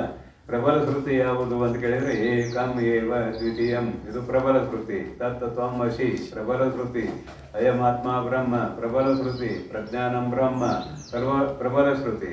ಈ ನವಾಂತರ ವಾಕ್ಯಗಳ ಅರ್ಥವನ್ನು ಹೇಳುವಂಥದ್ದು ಬ್ರಹ್ಮದ ವಿವರಣೆಯನ್ನು ಮಾಡುವುದು. ತತ್ಪದದ ಅರ್ಥವನ್ನು ಹೇಳುವುದು ಅವಾಂತರ ವಾಕ್ಯ, ಅದು ಕೂಡ ಪ್ರಬಲ ಶ್ರುತಿ. ಜೀವಾತ್ಮನ ಸ್ವರೂಪವನ್ನು ಹೇಳುವ ಅವಾಂತರ ವಾಕ್ಯ, ಅದು ಪ್ರಬಲ ಶ್ರುತಿ. ಹೀಗೆ ದುರ್ಬಲ ಶ್ರುತಿ, ಪ್ರಬಲ ಶ್ರುತಿ ಅಂತ ಶ್ರುತಿಗಳಿದಾವು. ಇಲ್ಲಿ ಏಕಮೇವ ಅದ್ವಿತೀಯಂ ಅನ್ನುವಂತಹ ಶ್ರುತಿ ಪ್ರಬಲ ಶ್ರುತಿ. ಅಂದರೆ ಯಥಾರ್ಥವಾದದ್ದನ್ನು ಹೇಳುವಂತಹ ಶ್ರುತಿ ಅಂತ ಅಭಿಪ್ರಾಯ. ಸ್ವರ್ಗ, ಮರ್ತ್ಯ, ಪಾತಾಳ ಇವೆಲ್ಲ ಕಲ್ಪಿತ ಪದಾರ್ಥಗಳು. ನರಕನೂ ಕೂಡ ಕಲ್ಪಿತ ಪದಾರ್ಥ. ನರಕ ಇಲ್ಲ ಅಂದ್ರೆ ಮತ್ತೇನು ಬೇಕಾದ ಮಾಡುವುದು ಅಂತ ಅಲ್ಲ ಅರ್ಥ. ಯಾವಾಗಿದು ನರಕ ಇಲ್ಲ ಸ್ವರ್ಗ ಇಲ್ಲ ಅನ್ನೋದು ಯಾವಾಗ? ನೀನು ಬದುಕಿದಾಗ ನಿನ್ನ ಶರೀರವೇ ಇಲ್ಲ ಎಂದು ನಿಶ್ಚಯ ಮಾಡಿದಾಗ. ಏನೋ ನೀನು ಬದುಕಿದಾಗ ನಿನ್ನ ಶರೀರವೇ ಇಲ್ಲ. ಒಬ್ಬ ಮಹಾತ್ಮರ ವಿಷಯ ಹೇಳಿದ್ದೆ ಮೊದಲನೇ. ಒಬ್ಬ ತತ್ವಜ್ಞಾನಿ, ನೋಡಲಿಕ್ಕೆ ಗೃಹಸ್ಥ, ತತ್ವಜ್ಞಾನಿ. ಆದರೆ ನಿಷ್ಕಾರಣಮೇವ ವೈರಿಣೋ ಜಗತಿ. ಮೃಗ ಮೀನ ಸಜ್ಜನಾನಾಂ ನಿಷ್ಕಾರಣಮೇವ ವೈರಿಣೋ ಜಗತಿ. ಮೃಗ ಅಂದ್ರೆ ಜಿಂಕೆ, ಅದನ್ನು ಬೇಟೆಯಲ್ಲಿ ಕೊಂಡ್ಕೊಂಡ್ಬರ್ತಾರೆ ಪಾಪ, ವಿನಾಕಾರಣ ಅಲ್ಲಿ ಕೊಲ್ತಾರೆ. ಬೇರೆ ಮೀನುಗಾರ ಹೋಗ್ತಾರೆ, ಅದು ಹಿಡ್ಕೊಂಡ್ಬರ್ತಾರೆ. ಸಜ್ಜನಾನಾಂ ಸಜ್ಜನರಿಗೂ ಕೂಡ ಕಾರಣವಿಲ್ಲದೆ ವೈರಿಗಳಿರ್ತಾರೆ. ನಿಷ್ಕಾರಣಮೇವ ವೈರಿಣೋ ಜಗತಿ. ಅಂತಹ ಒಬ್ಬ ಮಹಾತ್ಮ ಗೃಹಸ್ಥ ತತ್ವಜ್ಞಾನಿ. ಅದೊಂದು ಸಂದರ್ಭದಲ್ಲಿ ಅವನ ಒಡನಾಡಿಗಳು ಇವನ ನಿಷ್ಕಾರಣವಾದ ವೈರಿಗಳ ಒಂದು ಗುಂಪಿತ್ತದು. ಅವರಿವರನ್ನ ಕೊಲೆ ಮಾಡುವಂತಹ ಹುನ್ನಾರ ನಡೆಸಿದ್ರು. ಅದು ಅವನಿಗೆ ಗೊತ್ತಾಯಿತು ಸೂಕ್ಷ್ಮವಾಗಿ ಒಬ್ಬನಿಗೆ. ಈ ತತ್ವಜ್ಞಾನಿಯಾಗಿರುವಂತಹ ಗೃಹಸ್ಥನಿಗೆ ಅವನು ಹೇಳ್ತಾನೆ, ನೋಡಪ್ಪ, ಇಲ್ಲಿ ಕೆಲವು ಜನ ಏನೇನೋ ಗುಸು ಮಾತಾಡ್ತಿದ್ರು, ಅದು ನಿನ್ನನ್ನು ಕೊಲೆ ಮಾಡುವಂತಹ ಸಂಚು ಅಂತ ನಮಗೆ ತಿಳಿದು ಬಂತು, ಸ್ವಲ್ಪ ಹುಷಾರಾಗಿರು ಅಂತ ಅವ್ರು ಹೇಳಿದಾಗ ಇವರು ಪಕ್ಕದಾಗಿದ್ದ ಇನ್ನೊಬ್ಬನ ಕೇಳ್ತಾರೆ, ಒಂದು ಸತ್ತದ್ದು ಮತ್ತೊಮ್ಮೆ ಸಾಯ್ತದೆ ಏನೋ ಅಂತ. ಒಂದು ಸತ್ತದ್ದು ಮತ್ತೊಮ್ಮೆ ಹೆಂಗೆ ಸಾಯ್ತದ? ಮತ್ತೆ ಸತ್ತತ್ ಬಿಡು, ಇದಕ್ಕೇನಾಗಬೇಕಾಗಿತ್ತು? ಇದಕ್ಕೇನಾಗಬೇಕಾಗಿತ್ತು ಸತ್ತತೆ ಅಂದ? ಯಾಕೆ ಕತೆ ಹೇಳಿನಿ ಅಂದ್ರೆ, ಸ್ವರ್ಗ ಇಲ್ಲ ನರಕ ಇಲ್ಲ ಅನ್ನೋದನ್ನ ಇದು ಬದುಕೈತೆ ಅಂದಾಗ ಅಲ್ಲ. ಈ ಜೀವಂತ ಇದ್ದಾಗಲೇ ಇದು ಸತ್ತಿದೆ, ಇದು ನಾನಲ್ಲ, ಇದು ಕೇವಲ ಆಭಾಸ ಅಂತ ಯಾರಿಗೆ ಜ್ಞಾನ ಆಗಿದೆಯೋ ಅವರಿಗೆ ಸ್ವರ್ಗ ಇಲ್ಲ, ನರಕ ಇಲ್ಲ. ಇನ್ನು ಉಳಿದವರಿಗೆಲ್ಲ ಸ್ವರ್ಗನೂ ಇದೆ, ನರಕನೂ ಇದೆ, ಈ ಲೋಕನೂ ಇದೆ, ಗುರುಗಳು ಇದ್ದಾರೆ, ಶಿಷ್ಯರು ಇದ್ದಾರೆ, ಇದೆಲ್ಲ ಇರೋದು ಇದೆಲ್ಲ ಅಂತೂ. ಮತ್ತೆ ಎಲ್ಲಾರ ಅನ್ವಯ ಮಾಡಿ ಏನಾರ ಅದೀತು ಅಂತ ಹೇಳಿದ್ದೀನಿ. ಸ್ವರ್ಗ ಇಲ್ಲ, ನರಕ ಇಲ್ಲ ಅಂತ ಹೇಳಿಬಿಟ್ನೆಲ್ಲ. ಮತ್ತೆ ಎಲ್ಲಾರು ಅನ್ವಯ ಮಾಡಿಗಿಡೀರಿ ಅಂತ ಒಂದಷ್ಟು ಪದ್ಯಗಳು ಬೇರೆ ಇದಾವೆ ನಮ್ಮ ನ ಪುಣ್ಯಂ ನ ಪಾಪಂ ನ ಸೌಖ್ಯಂ ನ ದುಃಖಂ ನ ಮಂತ್ರೋಣ ತೀರ್ಥಂ ನ ಅಂತ ಹಾಡಿ ಏನೆಲ್ಲ ಮಾಡೋದು ಮಾಡಿ, ನನ್ನ ಸಂಬಂಧ ಇಲ್ಲ, ಸೂತ್ರ ಇಲ್ಲ ಅಂದ್ಗಿಂಡೀರಿ. ಶರೀರವೇ ನಾನು ಇಲ್ಲ, ನಾನು ಅಲ್ಲ ಅಂತ ದೃಢ ನಿಶ್ಚಯ ಮಾಡಿದಾಗ ನೀ ಅದನ್ನ ಅನ್ನಕರೆ ಹಾಕೋತಿ. ಏನು ಕೆಲಸಕ್ಕೆ ಅನ್ನಕ ಹೋಗೋದಿಲ್ಲ. ಹೇಳಿದ್ನಲ್ಲ, ಒಂದು ಸತ್ತದ ಮತ್ತೊಂದು ಸಾಯ್ತದೇನೆ ಅಂತ ಕೇಳಿದಂಥ ಮಹಾನುಭಾವ. ಅಂಥವ್ರ ಚರಿತ್ರೆ ಕೂಡ ಇದ್ದಾವ, ಸಂಕ್ಷಿಪ್ತವಾಗಿದ್ದಾವ. ಸಂದರ್ಭ ಬಂದಾಗ ಹೇಳ್ತೇನಂತ. ಬಳಿಕ ಈ ಅರ್ಥ ಆಯ್ತಲ್ಲ, ಪ್ರಬಲ ತರತುರಿ ಸಿದ್ಧಾಂತ ಶ್ರುತಿ ಅಂತ ಆಯ್ತಲ್ಲ. ಇದ್ದದ್ದನ್ನು ಇದ್ದಂತೆ ಹೇಳುವ ಸಿದ್ಧಾಂತ ಶ್ರುತಿಗಳನ್ನು ಹೇಳಿ ಆಯಿತು. ಇಲ್ಲಿ ಏಕಂ ಏವ ಅದ್ವಿತೀಯಂ ಎಂಬ ಪದತ್ರಯಕ್ಕೆ 3 ಪದ ಇದಾವೆ. ಏಕಂ ಅನ್ನುವ ಪದಕ್ಕೆ ಏನಂತ ಕೇಳಿದ್ರೆ ಜೀವ ಬ್ರಹ್ಮರ ಐಕ್ಯ. ಜೀವಾತ್ಮನೂ ಬೇರೆ ಅಲ್ಲ, ಪರಮಾತ್ಮನೂ ಬೇರೆ ಅಲ್ಲ. ಇದು ಏಕಂ ಅನ್ನುವುದಕ್ಕೆ ಅರ್ಥ. ಅಂದ್ರೆ ಜೀವಾತ್ಮ ಬೇರೆ ಅಂದ್ರೆ ಮತ್ತೆ ಬೈದಾಯ್ತಲ್ಲ. ಏಕಂ ಒಂದೇ ಜೀವಾತ್ಮನೇ ಪರಮಾತ್ಮ, ಪರಮಾತ್ಮನೇ ಜೀವಾತ್ಮ, ಜೀವ ಬ್ರಹ್ಮೈಕ್ಯ. ಏವ ಅವಧಾರಣೆ, ನೀನು ಹೋಗಲೇಬೇಕು ಅಂತ ಹೇಳಿದ್ನಲ್ಲ, ಅವಧಾರಣೆ. ಜೀವಾತ್ಮ ಪರಮಾತ್ಮರ ಮಧ್ಯದಲ್ಲಿ ಭೇದವು ಇಲ್ಲವೇ ಇಲ್ಲ, ಇದು ಅವಧಾರಣೆ. ಇಲ್ಲವೇ ಇಲ್ಲ. ಇನ್ನು ಅದ್ವಿತೀಯ ಅಂತ ಪದ ಇದೆಯಲ್ಲ, ದ್ವೈತ ನಿಷೇಧಗಳೆಂಬ. ದ್ವೈತ ಅಂದ್ರೆ ಇದೆಲ್ಲ ಬಂತು. ನಿಮ್ಮ ಕಣ್ಣಿಗೆ ಕಾಣುವ ನಿಮ್ಮ ಶರೀರವನ್ನು ಮೊದಲು ಮಾಡಿಕೊಂಡು ಇಡೀ ಜಗತ್ತು, ಹಾಗೆ 14 ಲೋಕರ ಹೇಳ್ರಿ, 3 ಲೋಕರ ಹೇಳ್ರಿ, ನಿಮ್ಗೆ ಎಷ್ಟೆಷ್ಟು ನೆನಪಿದಾವ ಅಂತ ಹೇಳ್ರಿ. ಏನ್ರ ಶಾಸ್ತ್ರ ಕೇಳಿದ್ರೆ ಕೆಳಗೊಂದು 7 ಇದಾವಂತ, ಮ್ಯಾಲೊಂದು 7 ಇದಾವಂತ, 14 ಲೋಕ. ಅಥವಾ ಸ್ವರ್ಗ ಒಂದು, ಇದು ಮರ್ತ್ಯ, ಇನ್ನು ಕೆಳಗೊಂದಿದೆ ಪಾತಾಳ ಅಂತ, ಅವು 3 ಲೋಕ. ಇಲ್ಲಿ ಇದೆ ಎಲ್ಲ, ಸ್ವರ್ಗ ಮರ್ತ್ಯ ಪಾತಾಳ. ಇಲ್ಲಿಂದ ಬಿಟ್ಟು ಏನೂ ಇಲ್ಲ. ಇದ್ರಾಗ 14 ಲೋಕ ಇದಾವೆ. ಚತುರ್ದಶ ತ್ರಿಪುಟಿ ಇದ್ರಾಗ 14 ಲೋಕ ಇದಾವೆ. ಇದನ್ನು ಬಿಟ್ಟು ಎಲ್ಲರೂ ಹುಡ್ಕಾಕ ಅದೇ. ಇದು ಪಿಂಡಾಂಡ, ಜಗತ್ತು ಬ್ರಹ್ಮಾಂಡ. ಇದ್ರಾಗ ಏನಿದೆ ಅದು ಹೊರಗಿದೆ, ಇಷ್ಟೇ, ಮತ್ತೇನಿಲ್ಲ. ಇದ್ರಾಗ 14 ಲೋಕ ಅದಾವೆ. ಪಂಚ ಜ್ಞಾನೇಂದ್ರಿಯ, ಪಂಚ ಕರ್ಮೇಂದ್ರಿಯ, ಮನ, ಬುದ್ಧಿ, ಚಿತ್ತು, ಅಹಂಕಾರ. 14 ಅದು ಇಲ್ಲ, 14 ವಿಷಯಗಳು. 14 ವಿಷಯಗಳ ಜ್ಞಾನಗಳು, ತ್ರಿಪುಟಿ 42. ಇದೇ ಪ್ರಪಂಚ ಎಲ್ಲ ಇಲ್ಲೇ ಇದೆ, ಒಳಗೆ ಇದೆ, ಹೊರಗೇನಿಲ್ಲ, ನಿನ್ನ ಒಳಗೆ ಇದೆ. ಅಂತೂ 14 ಲೋಕ ಅಂತೂ ನೀವು ಅಂಗೀಕಾರ ಮಾಡ್ರಿ. ಅಥವಾ ಜಾಗ್ರ, ಸ್ವಪ್ನ, ಸುಪ್ತಿ 3 ಲೋಕ ಅಂತಾರ, ಅಂಗೀಕಾರ ಮಾಡ್ರಿ. ನಿಮ್ಗೆ ಯಾವ್ದು ಅಂಗೀಕಾರ ಮಾಡ್ಲಿಕ್ಕೆ ಅನುಕೂಲ ಅದನ್ನ ಅಂಗೀಕಾರ ಮಾಡ್ರಿ. 3 ಲೋಕ ಅಂತಿರಲ್ಲ, ಮತ್ತೆ ಅವ್ಯಾವ ಅಂತ ಕೇಳಿದ್ರೆ ಜಾಗ್ರ, ಸ್ವಪ್ನ, ಸುಪ್ತಿ.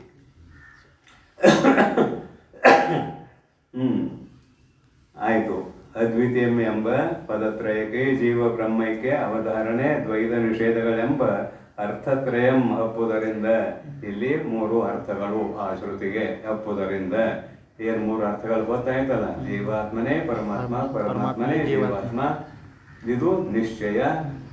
ದ್ವೈತ ಅನ್ನೋದು ಇಲ್ಲವೇ ಇಲ್ಲ. ಜೀವ ಪರಮರ ಮಧ್ಯದಲ್ಲಿ ಭೇದ ಅನ್ನುವುದು ಇಲ್ಲವೇ ಇಲ್ಲ. ಜಗತ್ತು ಇಲ್ಲವೇ ಇಲ್ಲ. ಅಭಿಪ್ರಾಯ, ಜಗತ್ತು ಇಲ್ಲವೇ ಇಲ್ಲ. ಅರ್ಥತ್ರಯಂ ಹಪ್ಪುವುದರಿಂದ ಕ್ರಮದಿಂದಲೇ ಅಂದ್ರೆ ಹೇಳಿನಿಲ್ಲ, ಕ್ರಮ. ಬ್ರಹ್ಮದಲ್ಲಿ ಸ್ವಗತ ಸಜಾತಿಯ ವಿಜಾತಿಯ ಭೇದಗಳು ಇಲ್ಲ. ಮತ್ತೊಮ್ಮೇನು ಶ್ರುತಿ ಪ್ರಮಾಣ ಕೊಟ್ಟು ಹೇಳಿದ್ರು, ಸ್ವಗತ ಭೇದ ಇಲ್ಲ. ಏಕಂ ಏವ ಅನ್ನೋದಕ್ಕೆ ಸ್ವಗತ ಭೇದ ಇಲ್ಲ. ಏವ ವಿಜಾತಿಯ ಭೇದ ಇಲ್ಲ. ಅದ್ವಿತೀಯ ಅನ್ನೋದ್ರಿಂದ ವಿಜಾತಿಯ ಭೇದ ಇಲ್ಲ. ಏವ ಅನ್ನೋದ್ರಿಂದ ಸಜಾತಿಯ ಭೇದ ಇಲ್ಲ. ಏಕಂ ಅನ್ನೋದ್ರಿಂದ ಸ್ವಗತ ಭೇದ ಇಲ್ಲ. ಕ್ರಮವಾಗಿ 3ಕ್ಕೂ 3 ಅರ್ಥಗಳು ಅಂತ ಇದರ ಅಭಿಪ್ರಾಯ. ಭೇದಗಳು ಇಲ್ಲವೆಂಬುದಕ್ಕೆ ಪ್ರಮಾಣವು ಅಪ್ಪಂ ನಾ ಕಲ್ಪಿತ, ಸ್ವಕಪೋಲ ಕಲ್ಪಿತವಾಗಿ ಬರೆದಿಲ್ಲ, ಶ್ರುತಿಗಳನ್ನು ಆಧಾರವಾಗಿ ಇಟ್ಟುಕೊಂಡೇ ಬರೆದಿದ್ದೇನೆ ಅಂತ ಇಲ್ಲಿ ಅಭಿಪ್ರಾಯ. ಅನುಭವ ಸಾರದಲ್ಲಿ ಅವರು ಹೇಳಿದ ಮಾತು, ಶ್ರುತಿಯೇ ಪ್ರಮಾಣವು ಅಖಿಲರಿಗೆ ಶ್ರುತಿಗಳೇ ಪ್ರಮಾಣ. ಶ್ರುತಿಗಳನ್ನು ಬಿಟ್ಟು ಮಾತನಾಡಬಾರ್ದು ಅಂತ ಅಭಿಪ್ರಾಯ. ಇನ್ನುಳಿದ ಮತವಾದಿಗಳು ಶ್ರುತಿಯನ್ನು ಅಂಗೀಕಾರ ಮಾಡುವುದಿಲ್ಲ. ಇನ್ನುಳಿದ ಮತವಾದಿಗಳು ಸಾಂಖ್ಯ ಒಬ್ಬ ಅಂಗೀಕಾರ ಮಾಡ್ತಾನೆ. ಅದು ನಾವು ಎಲ್ಲೆಲ್ಲಿ ಬ್ರಹ್ಮ ಅಂತ ಹೇಳ್ತೇವೆ, ಅಲ್ಲಲ್ಲಿ ಮಾಯಾ ಅಂತ ಅರ್ಥ ಮಾಡ್ತಾನೆ. ಆ ಶ್ರುತಿಗೆನೆ ನಾವು ಬ್ರಹ್ಮ ಅಂತ ಅರ್ಥ ಮಾಡ್ತೇವೆ, ಅವನು ಮಾಯಾ ಅಂತ ಅರ್ಥ ಮಾಡ್ತಾನೆ. ಅವನ ವಿಷಯದಲ್ಲಿ ಮಾಯೆ ಸತ್ಯ ಅಂತ, ಅದರ ಜಡ ಅಂತ. ಭಾರಿ ವಿಚಿತ್ರತೆ ಅವನ ಶಾಸ್ತ್ರ. ಮಾಯೆ ಸತ್ಯ ಅಂದ್ರೆ ಪ್ರಕೃತಿ ಸತ್ಯ, ಆದ್ರೆ ಅದು ಜಡ ಇದೆ, ಅದಕ್ಕೆ ಜ್ಞಾನ ಇಲ್ಲ ಅಂತ. ಜ್ಞಾನ ಇಲ್ಲ ಅಂದ ಮೇಲೆ ಅದು ಸತ್ಯ ಆಗಲಿಕ್ಕೆ ಸಾಧ್ಯವೇ ಇಲ್ಲ. ಯಾವುದು ಸತ್ಯ ಆಗಿದೆ ಅದು ಜ್ಞಾನ ಇರಲಿಕ್ಕೆ ಬೇಕು. ಸತ್ಯಂ ಜ್ಞಾನಂ ಅನಂತಂ ಬ್ರಹ್ಮ, ಅದಕ್ಕೊಂದು ಶ್ರುತಿ ಪ್ರಮಾಣ. ಸತ್ಯ ಜ್ಞಾನ ಅನಂತ, ಸತ್ಯವೂ ಇರಬೇಕು, ಅದು ಜ್ಞಾನವೂ ಆಗಿರಬೇಕು, ಅದು ಅನಂತ ಅಂದ್ರೆ ನಾಶವಿಲ್ಲದ್ದು ಆಗಿರಬೇಕು. ಇದಕ್ಕೆ ಏನಂತೇವೆ? ಬ್ರಹ್ಮ ಅಂತೇವೆ. ಅವನು ಮಾಯ ಸಾಯುವುದಿಲ್ಲ ಅಂತ, ನಾವು ಮಾಯ ನಿತ್ಯ ಅಂತಾನ, ಆದ್ರೆ ಜಡ ಅಂತ ಅಲ್ಲಿ ಬೀಳ್ತಾನೆ ಅಷ್ಟೇ, ಮತ್ತೇನಿಲ್ಲ. ಜಡ ಪದಾರ್ಥ ಅನ್ನೋದ್ರಿಂದ ಬೀಳ್ತಾನೆ. ಹೀಗೆ ಸಾಂಖ್ಯನಿಗೂ ನಮಗೂ ಒಂದಿಷ್ಟು ವ್ಯತ್ಯಾಸ ಅಂತ ಇದ್ರ ಅಭಿಪ್ರಾಯ. ಅದ್ವೈತ ವೇದಾಂತಿಗಳು ಅಂಗೀಕಾರ ಮಾಡಿರುವ ಎಲ್ಲ ಶ್ರುತಿಗಳನ್ನು ಅಂಗೀಕಾರ ಮಾಡ್ತಾನೆ, ಪರಂತು ಅವನದು ಮಾಯೆಗೆ ಅನ್ವಯ ಮಾಡುವ ಸ್ವಭಾವ. ನೈಯಾಯಿಕಾರಿಗಳು ಕೂಡ ಅಂಗೀಕಾರ ಮಾಡ್ತಾರೆ, ಆದರೆ ತಮ್ಮ ಬುದ್ಧಿಗೆ ಅದು ಒಪ್ಪಿದರೆ ಶ್ರುತಿ ಒಪ್ತೇವಂತಾರೆ ಅವರು. ಇವ್ರ ಬುದ್ಧಿ ಒಪ್ಪಿದ್ದೇನೆ ಹೇಳ್ತದ ಶ್ರುತಿ? ಇವ್ರ ಬುದ್ಧಿ ಎಲ್ಲಿವರೆಗೆ ಹೋಗ್ತದ? ವಿಷಯ ಕಾಣುವರೆಗೆ ಹೋಗ್ತದ. ನಿಮ್ಮ ಬುದ್ಧಿ ನಿಮ್ಮ ಒಳಗೆ ಕಳಿಸ್ರಿ ಎಲ್ಲಿವರೆಗೆ ಹೋಗ್ತದ ಅಂದ್ರೆ, ಮನಸ್ಸು, ಬುದ್ಧಿ, ಚಿತ್ತು, ಅಹಂಕಾರ ಅಲ್ಲಿವರೆಗೆ ಹೋಗ್ತಾರೆ. ನೀವು ಅಹಂಕಾರ ಅಂದ್ರೆ ಏನು ನಿಮಗೆ ತಿಳಿತದ, ಬುದ್ಧಿ ಅಂದ್ರೆ ಏನು ನಿಮಗೆ ತಿಳಿತದ, ಮನಸ್ಸು ಅಂದ್ರೆ ಏನು ಅನ್ನೋದು ನಿಮಗೆ ತಿಳಿತದ, ಚಿತ್ತ ಅಂದ್ರೆ ಏನು ಅನ್ನೋದು ನಿಮಗೆ ತಿಳಿತದೆ. ಚಿತ್ತ ಅಂದ್ರೆ ನೆನಪಿನಲ್ಲಿ ಇಟ್ಟುಕೊಳ್ಳೋದು, ಇಷ್ಟು ಗೊತ್ತಾಗ್ತದೆ. ಇದ್ರ ಹಿಂದೆ ಹೋಗ್ರಿ, ಇದ್ರ ಹಿಂದೆ ಅದೇ ಮಹತ್ತತ್ವ ಅದು ಬೇಡ ನಮಗೆ. ಮಹತ್ತತ್ವ ಸದ್ಯಕ್ಕೆ ಮಾಯಾ ಅಂತ ಇಟ್ಕೊಂಡ್ಬಿಡೋಣ. ಮಹತ್ತತ್ವ ಆ ಮಾಯೆ ಅಜ್ಞಾನ. ಅಜ್ಞಾನ ತಿಳಿದೇನೆ, ಅಜ್ಞಾನ ತಿಳಿದೇನೆ ತಿಳಿದ್ದೇವ ಕರೆ ಒಪ್ಪುವುದಿಲ್ಲ. ಮತ್ತೆಲ್ಲೂ ನಾನು ಅಂತಿ ಅಜ್ಞಾನ ಅಂದ್ರೆ ನನಗೆ ಗೊತ್ತಿಲ್ಲ, ಇದು ಅಜ್ಞಾನ. ಅಜ್ಞಾನ ಅಂದ್ರೇನು? ನನಗೆ ಗೊತ್ತಿಲ್ಲ. ಇದನ್ನು ಕೂಡ ತಿಳಿದ್ರಿ. ತಿಳಿದು ಮಾತ್ರ ಏನು ಮಾಡ್ತೀವಿ? ಈ ಶರೀರದಾಗ ನಾ ಅಂತಿ ಅಲ್ಲಿ ಕೈ ತಿಳಿದಿ ನನಗೆ ಗೊತ್ತಿಲ್ಲ ಅಂತ ಹೇಳಿದಿ, ಮತ್ತೇನಂದಿ? ಈ ಶರೀರ ನಾನು ಅಂತಿ, ನನಗೆ ಅಂತೀಯಲ್ಲ. ನನಗೆ ಗೊತ್ತಿಲ್ಲ ಅಂದ್ರೆ ಏನಿಗನೋಯ ನನಗೆ ಅನ್ನೋದನ್ನ ಎಲ್ಲ ಸಮಸ್ಯೆ ಆಯ್ತು. ಅದಕ್ಕೆ ಏನು ದಟ್ಟು ಹೋಗೋಣ. ಇವೆಲ್ಲ ಯಾರ ಆಶ್ರಯದಲ್ಲಿ ಬದುಕ್ತಾ ಇದ್ದಾವು? ಅಜ್ಞಾನ ಬದಲು ಮಾಡಿಕೊಂಡು ಅಖಂಡ ಚೈತನ್ಯ ಏನು ಈ ಶರೀರದಲ್ಲಿ ಪ್ರತ್ಯೇಕಾತ್ಮ ಚೈತನ್ಯ ಅಂತ ಕರೆಸ್ಕೊಳ್ತದೆ. ಅಖಂಡ ಚೈತನ್ಯ ಈ ಶರೀರದಲ್ಲಿ ಪ್ರತ್ಯೇಕಾತ್ಮ ಚೈತನ್ಯ ಅಂತ ಕರೆಸ್ಕೊಳ್ತದೆ. ಆ ಪ್ರತ್ಯೇಕಾತ್ಮ ಚೈತನ್ಯ ಇದ್ದಾಗಲೇ ಇವೆಲ್ಲ ಮಾನ, ಬುದ್ಧಿ, ಚಿತ್ತು, ಅಹಂಕಾರ, ಅಜ್ಞಾನ ಇವೆಲ್ಲ ಇದ್ದಾಗಲೇ ಆ ಪ್ರತ್ಯೇಕಾತ್ಮ ಚೈತನ್ಯ ಒಂದು ವೇಳೆ ಇದನ್ನು ಕೈ ಬಿಟ್ರೆ ಅಂದ್ರೆ ಸೂಕ್ಷ್ಮ ಶರೀರ ಹೋಯ್ತು ಅಂದ್ರೆ ಪ್ರತ್ಯೇಕಾತ್ಮ ಚೈತನ್ಯ ಹೋಯ್ತು ಅಂತ ಹೇಳ್ತೇವೆ. ಅದು ಹೋಗುದಲ್ಲ ಬರುದಲ್ಲ. ಹೇಳಿದೆ ನೀವು ಪೂರ್ವದಲ್ಲಿ, ನೀವು ಬೊಗಸಿ ಹಿಡ್ಕೊಂಡು ಎಲ್ಲಾರು ಅಡ್ಡಾಡ್ರಿ, ನಿಮ್ಮ ಬೊಗಸಾಗ ಆಕಾಶ ಬಂದಂಗ ಆಕತಿ? ಬಂದತಿ? ಬಂದಿಲ್ಲ. ಹಂಗೆ ಸೂಕ್ಷ್ಮ ಶರೀರ ಹಾಗಾಗಿದೆ, ಎಲ್ಲಾರು ಹೋಗ್ಲಿ ಅಲ್ಲಿ ಚೈತನ್ಯ ತುಂಬಿಕೊಳ್ತದ. ಅದ ಪ್ರತ್ಯೇಕಾತ್ಮ ಚೈತನ್ಯ, ವಿಶೇಷ ಚೈತನ್ಯ ಅಂತ ಕರಿತೇವೆ. ತಿಳಿತಲ್ಲ? ಪ್ರತ್ಯೇಕಾತ್ಮ ಚೈತನ್ಯದ ಆಶ್ರಯದಲ್ಲೇ ಇವೆಲ್ಲ ಬದುಕ್ತಾ ಇದ್ದಾವೆ. ಇವಕ್ಕೇನು ಜಾಗಿಲ್ಲ. ಅದು ನಿನ್ನ ಸ್ವರೂಪ ಅಂತದ ಶಾಸ್ತ್ರ. ಯಾವುದು? ಪ್ರತ್ಯೇಕಾತ್ಮ ಚೈತನ್ಯವೇ ನಿನ್ನ ಸ್ವರೂಪ ಅಂತ ಹೇಳ್ತದ ಶಾಸ್ತ್ರ. ಅದನ್ನು ತಿಳ್ಕೊಂಡಿವಿ ಅಂದ್ರೆ ನಾವೇ ಕೃತಕೃತ್ಯರು, ಮತ್ತೇನಿಲ್ಲ ಇಲ್ಲಿ. ಅರ್ಥತ್ರಯ ಒಪ್ಪುವುದರಿಂದ ಬ್ರಹ್ಮದಲ್ಲಿ ಯಾವ ಭೇದಗಳು ಇಲ್ಲ ಅನ್ನೋದು ಸಿದ್ಧ ಆಯ್ತಲ್ಲ. ಪ್ರಬಲ ಶ್ರುತಿ ಹೇಳಿದ್ರು, ಭೇದಗಳು ಇಲ್ಲವೆಂಬುದಕ್ಕೆ ಪ್ರಮಾಣ ಮಕ್ಕುಂ. 14 ಲೋಕ ಆದವ, 3 ಲೋಕ ಆದವ, ಎಲ್ಲ ಮುಗಿತಲ್ಲದ. ಕೆಳಗಿನವರ ಹೇಳ್ರಿ, ಮೇಲಿನವರ ಹೇಳ್ರಿ, 14 ಲೋಕ ಅದು. ಈಗ ಮುಂದಿನ ಹೆಡ್ಡಿಂಗ್ ಏನು ಹೇಳ್ತದ ಅಂತ ಅನ್ನೋದನ್ನು ನೋಡೋಣ. ಮುಂದಿನ ಹೆಡ್ಡಿಂಗ ಅಧ್ಯಾರೋಪ ವಿವೇಕ. ಇದಿಲ್ಲದ್ರೆ ಶಾಸ್ತ್ರಣ ಇಲ್ಲಲ್ಲ. ಅಧ್ಯಾರೋಪ ಇಲ್ಲ ಅಂದ್ರೆ ಶಾಸ್ತ್ರಣ ಇಲ್ಲ. ಅಧ್ಯಾರೋಪ ಅಪವಾದಾಭ್ಯಾಂ ನಿಷ್ಪ್ರಪಂಚಂ ಪ್ರಪಂಚತೆ ಶಿಷ್ಯಾಣಾಂ ಸುಖಬೋಧ್ಯರ್ಥಂ ತತ್ವಜ್ಞೈಃ ಕಲ್ಪಿತ ಕ್ರಮಃ. ಅಧ್ಯಾರೋಪ ಅಪವಾದ. ಅಪವಾದ ಶಬ್ದ ಲೋಕದಲ್ಲಿ ಏನಿದೆ ಅಂದ್ರೆ ಇಲ್ಲದನ್ನ ಅವನ ಮೇಲೆ ಆರೋಪ ಮಾಡ್ತೇವೆ ಲೋಕದಲ್ಲಿ.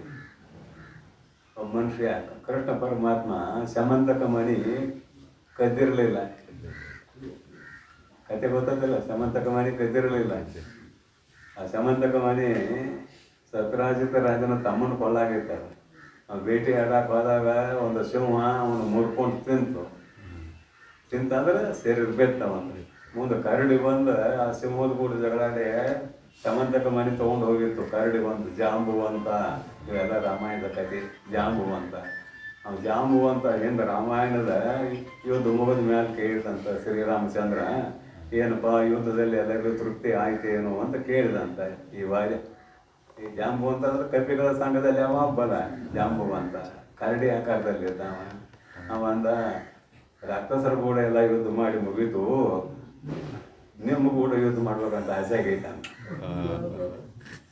ಅವಾಗ ಶ್ರೀರಾಮಚಂದ್ರ ಹೇಳ್ತಾನ, ಈ ಯುಗದಲ್ಲಿ ಆಗೋದಿಲ್ಲ, ಮುಂದಿನ ಯುಗದಲ್ಲಿ, ಇದು ತ್ರೇತಾಯುಗ, ಮುಂದೆ ದ್ವಾಪರ ಯುಗದಲ್ಲಿ ನೀನು ಕೂಡ ಯುದ್ಧ ಮಾಡ್ತೇನೆ ಹೋಗುವ ಅಂತ. ಅವನೇ ಜಾಂಬು ಅಂತ ಬದುಕಿದ್ದ, ಅವ ಚಿರಂಜೀವಿ, ಬಹಳ ದಿನ ಬದುಕಿದ್ದ. ಅವನು ಸಮಂತಕ ಮಣಿ ತೊಗೊಂಡು ಹೋಗಿ ಅಲ್ಲಿಟ್ಟ. ಜಾಂಬುವತಿನ ಮದುವೆ ಮಾಡಿಕೊಟ್ಟ ಅಂತ ಕೃಷ್ಣನ ಕಥೆ ಇದೆಯಲ್ಲ. ಅಂತೂ ಕೃಷ್ಣನ ಮೇಲೆ ಏನು ಮಾಡಿದ್ರು? ಅಪವಾದ. ಅಪವಾದ ಇದು ಲೋಕಾರೂಢಿ ಶಬ್ದ. ಆದರೆ ಶಾಸ್ತ್ರದಲ್ಲಿ ಏನಂದ್ರೆ, ಆರೋಪ ಮಾಡಿದ್ದನ್ನು ತೆಗೆದು ಹಾಕುವುದು ಅಪವಾದ. ಆರೋಪ ಮಾಡಿದ್ದನ್ನು ತೆಗೆದು ಹಾಕುವುದು ಅಪವಾದ. ಅದಕ್ಕೆ ಲೋಕಾರೂಢಿ ಶಬ್ದ ಅಪವಾದ ಬೇರೆ ಅರ್ಥ ಕೊಡ್ತದ, ಶಾಸ್ತ್ರದಲ್ಲಿ ಅಪವಾದ ಅನ್ನುವ ಶಬ್ದ ಬೇರೆ ಅರ್ಥ ಕೊಡ್ತದೆ. ಹೀಗಾಗಿ ಪದಗಳ ಅರ್ಥ ಗೊತ್ತಿರಬೇಕು ಅಂತ ಶಾಸ್ತ್ರ ಹೇಳ್ತದೆ. ಪದಗಳ ಅರ್ಥ ಗೊತ್ತಿದ್ರೆ ಮುಂದಿನ ಹೊಂದಗಡೆ ಆಗ್ತದೆ, ಪದಗಳ ಅರ್ಥ ಗೊತ್ತಿಲ್ಲ ಅಂದ್ರೆ ಮುಂದಿನ ಹೊಂದಗಡೆ ಆಗುವುದಿಲ್ಲ. ಇಲ್ಲಿ ಅಪವಾದ, ಅಧ್ಯಾರೋಪ ಅಪವಾದ. ಬಳಿಕ ಅಧ್ಯಾರೋಪ ಅಪವಾದವೆಂಬವೇ ಕಲ್ಪಿತ ದ್ವಯಂ ಅಪ್ಪದು. ಅದರಲ್ಲಿ ಉಳ್ಳ ರಜ್ಜು ಶಕ್ತಿ ಸ್ಥಾನ್ವಾದಿಗಳಲ್ಲಿ ಕ್ರಮದಿಂದ ಇಲ್ಲದ ಅಹಿ ರಜತ ಚೋರಾದಿಗಳಂ ಕಲ್ಪಿಸುವಂತೆ ತದ್ರೂಪವಾದ ಬ್ರಹ್ಮದಲ್ಲಿ ಇಲ್ಲದ ಮಾಯಾ ಪ್ರಪಂಚದ ಕಲ್ಪನೆಯೇ ಅಧ್ಯಾರೋಪವೆನಿಸುವುದು. ಇಷ್ಟು ಹೇಳಿದ್ರಿಂದ ಗೊತ್ತಾಕತಿ ಸಾಧಕರಿಗೆ, ಏನು ಬಿಡಿಸಿ ಹೇಳೋದು ಕೆಲಸ ಇಲ್ಲ ನನಗೆ. ಆದರೂ ಈಗ ಅಪವಾದ ಅನ್ನೋ ಶಬ್ದಕ್ಕೆ ಲೋಕಾರೂಢಿ ಮತ್ತು ಶಾಸ್ತ್ರದಿಂದ ಅರ್ಥ ಭಿನ್ನ ಅಂತ ತೋರಿಸೀನಿ. ಅಧ್ಯಾರೋಪ, ಆತ್ಮನಲ್ಲಿ ಮಾಯೆಯನ್ನು ಆರೋಪ ಮಾಡಿದ್ದೇವೆ. ಮೊದಲ ಮಾಯೆಯನ್ನು ಆರೋಪ ಮಾಡಿದ್ದೀವಿ, ಇಲ್ಲದೆ ಇರುವ ಮಾಯೆಯನ್ನು ಇದೆ ಅಂತ ಒಪ್ಪಿಕೊಂಡು ಆರೋಪ ಮಾಡಿದ್ದೀವಿ. ಆರೋಪ ಮಾಡಿ ಎಷ್ಟೋ ಸಲ ಹೇಳಿದ್ದೇವಲ್ಲ, ಶಾಸ್ತ್ರ ಇದು ದಾದಿಯ ಕತೆ ಇದ್ದಂತೆ. ದಾದಿಯ ಕತೆ, ಹುಡುಗನ ಮಲ್ಗ ಸಾಕು ದಾದಿ ಕತೆ ಹೇಳಕ್ಕೆ ಶುರು ಮಾಡಿದ್ರು. ಏನೇನೋ ಕತೆ ಹಾಕಿದ್ರು. ಆಕಾಶ ಎಂಬುವ ರಾಜ ಇದ್ದ, ಆಕಾಶ ಅನ್ನುವ ರಾಜ ಇರ್ತಾನ. ಶುರು ಆಯ್ತಲ್ಲ, ಮೊದಲ ಶುರು ಆಯ್ತು. ನಾವು 3 ಮಕ್ಕಳು ಹುಟ್ಟಿದ್ವು, 3 ಮಕ್ಕಳಿಗೆ ಮದುವೆ ಮಾಡಿದ. ಅಲ್ಲ ಇವ ಇಲ್ಲ, ಮೊದಲ 3 ಮಕ್ಕಳು ಹುಡ್ತಾನೆ, 3 ಮಕ್ಕಳಿಗೆ ಮದುವೆ ಮಾಡಿದಂತ ಅವಕ್ಕೆ ಮಕ್ಕಳು ಹುಟ್ಟಿದ್ವು, ಮಾಮರು ತಯಾರಾದವು, ಮರಿಮಕ್ಕಳು ತಯಾರಾದವು. ಆ ಹುಡುಗ ಇದೇನು ಹೇಳ್ತಾನೆ ಸರಿ ಅಂತ ಮಕ್ಕಳು ಮಕ್ಕಳ ಕೂಡಲೇ ಕತೆ ಮುಗಿತೆ. ಇಲ್ಲಿ ನಮ್ಮ ಶಾಸ್ತ್ರದ ಕತೆ ಎಲ್ಲಿವರೆಗೆ? ತನ್ನ ಸ್ವರೂಪದ ಜ್ಞಾನ ಆಗುವವರೆಗೆ ಕತೆ. ಮತ್ತೆ ಹುಡುಗ ಮಕ್ಕಂತು ಅಂತ ಹೇಳಿವಲ್ಲ, ಮತ್ತೆ ಇವನ್ ಮಕ್ಕಳು ಹ್ಯಾಂಗ ಅಂತ ಕೇಳಿದ್ರೆ ಆತ್ಮದಲ್ಲಿಯೇ ಲೀನನಾಗುವುದು, ತನ್ನ ಸ್ವರೂಪದಲ್ಲಿಯೇ ಲೀನ ಆಗುವುದೇ ಮಲಗುವಿಕೆ. ಅಲ್ಲಿಗೆ ಶಾಸ್ತ್ರ ಮುಗಿತು. ಈ ಸುಳ್ಳಿನ ಶಾಸ್ತ್ರ ಅಲ್ಲಿಗೆ ಮುಗಿತು. ಅದು ಸುಳ್ಳಿನ ಶಾಸ್ತ್ರ ಕತೆ, ಇದು ಸುಳ್ಳಿನ ಶಾಸ್ತ್ರ. ಸುಳ್ಳು ಪ್ರಪಂಚ, ಆ ಸುಳ್ಳಾದ ಪ್ರಪಂಚವನ್ನು ಇನ್ನೊಂದು ಸುಳ್ಳಿನಿಂದಲೇ ತೆಗೆದು ಹಾಕೋದು. ಇನ್ನೊಂದು ಸುಳ್ಳಿನಿಂದಲೇ ತೆಗೆದು ಹಾಕೋದು. ದೃಷ್ಟಾಂತ ಕೊಟ್ಟಿದ್ದಾರೆ. ಮೊದಲ ಮುಳ್ಳನ್ನು ಮುಳ್ಳಿನಿಂದ ತೆಗೆದು, ಕನಸಿನಾಗಿನ ಹಾವು ಕಡ್ದವಾಗ ಕನಸಿನ ಡಾಕ್ಟರ್ನ ಔಷಧ ಕೊಡಬೇಕು. ಮತ್ತೆ ಹೆಸರದಾಗಿತ್ತ ಔಷಧ ಕೊಟ್ಟರು ಸತ್ತ ನಾವು. ನೀನು ಹಾವು ಕಡ್ದೈತ್ರಿ, ಒಂದು ಇಂಜೆಕ್ಷನ್ ಮಾಡ್ರಿ ಅಂತ ಡಾಕ್ಟರ್ ಶಾನೆ ಇದ್ರಿ, ಯಾವಾಗ ಕಡ್ದೈತು ಅಂತ ಕೇಳ್ಬೇಕ? ಕನಸಿನಾಗ ಕಡ್ದೈತಿ ನಮ್ಗೆ, ನೀವು ಡಾಕ್ಟರ್ ತಗೋ ಅದನ್ನು ಅವ್ನು ಕೇಳಿ ಇಂಜೆಕ್ಷನ್ ಮಾಡಿದ್ರೆ ಪುಣ್ಯ. ಯಾವಾಗ ಕಡ್ದಿತ್ತಂದ ಕನಸಿನಾಗ ಕಡ್ದಿತ್ರಿ ಅಂತ ಹುಚ್ಚಿ ನಾ ಕನಸು ಬರ್ತೈತಿ, ಅಲ್ಲಿ ಡಾಕ್ಟರ್ ಕೊಡ್ತಾನೆ ಇಂಜೆಕ್ಷನ್.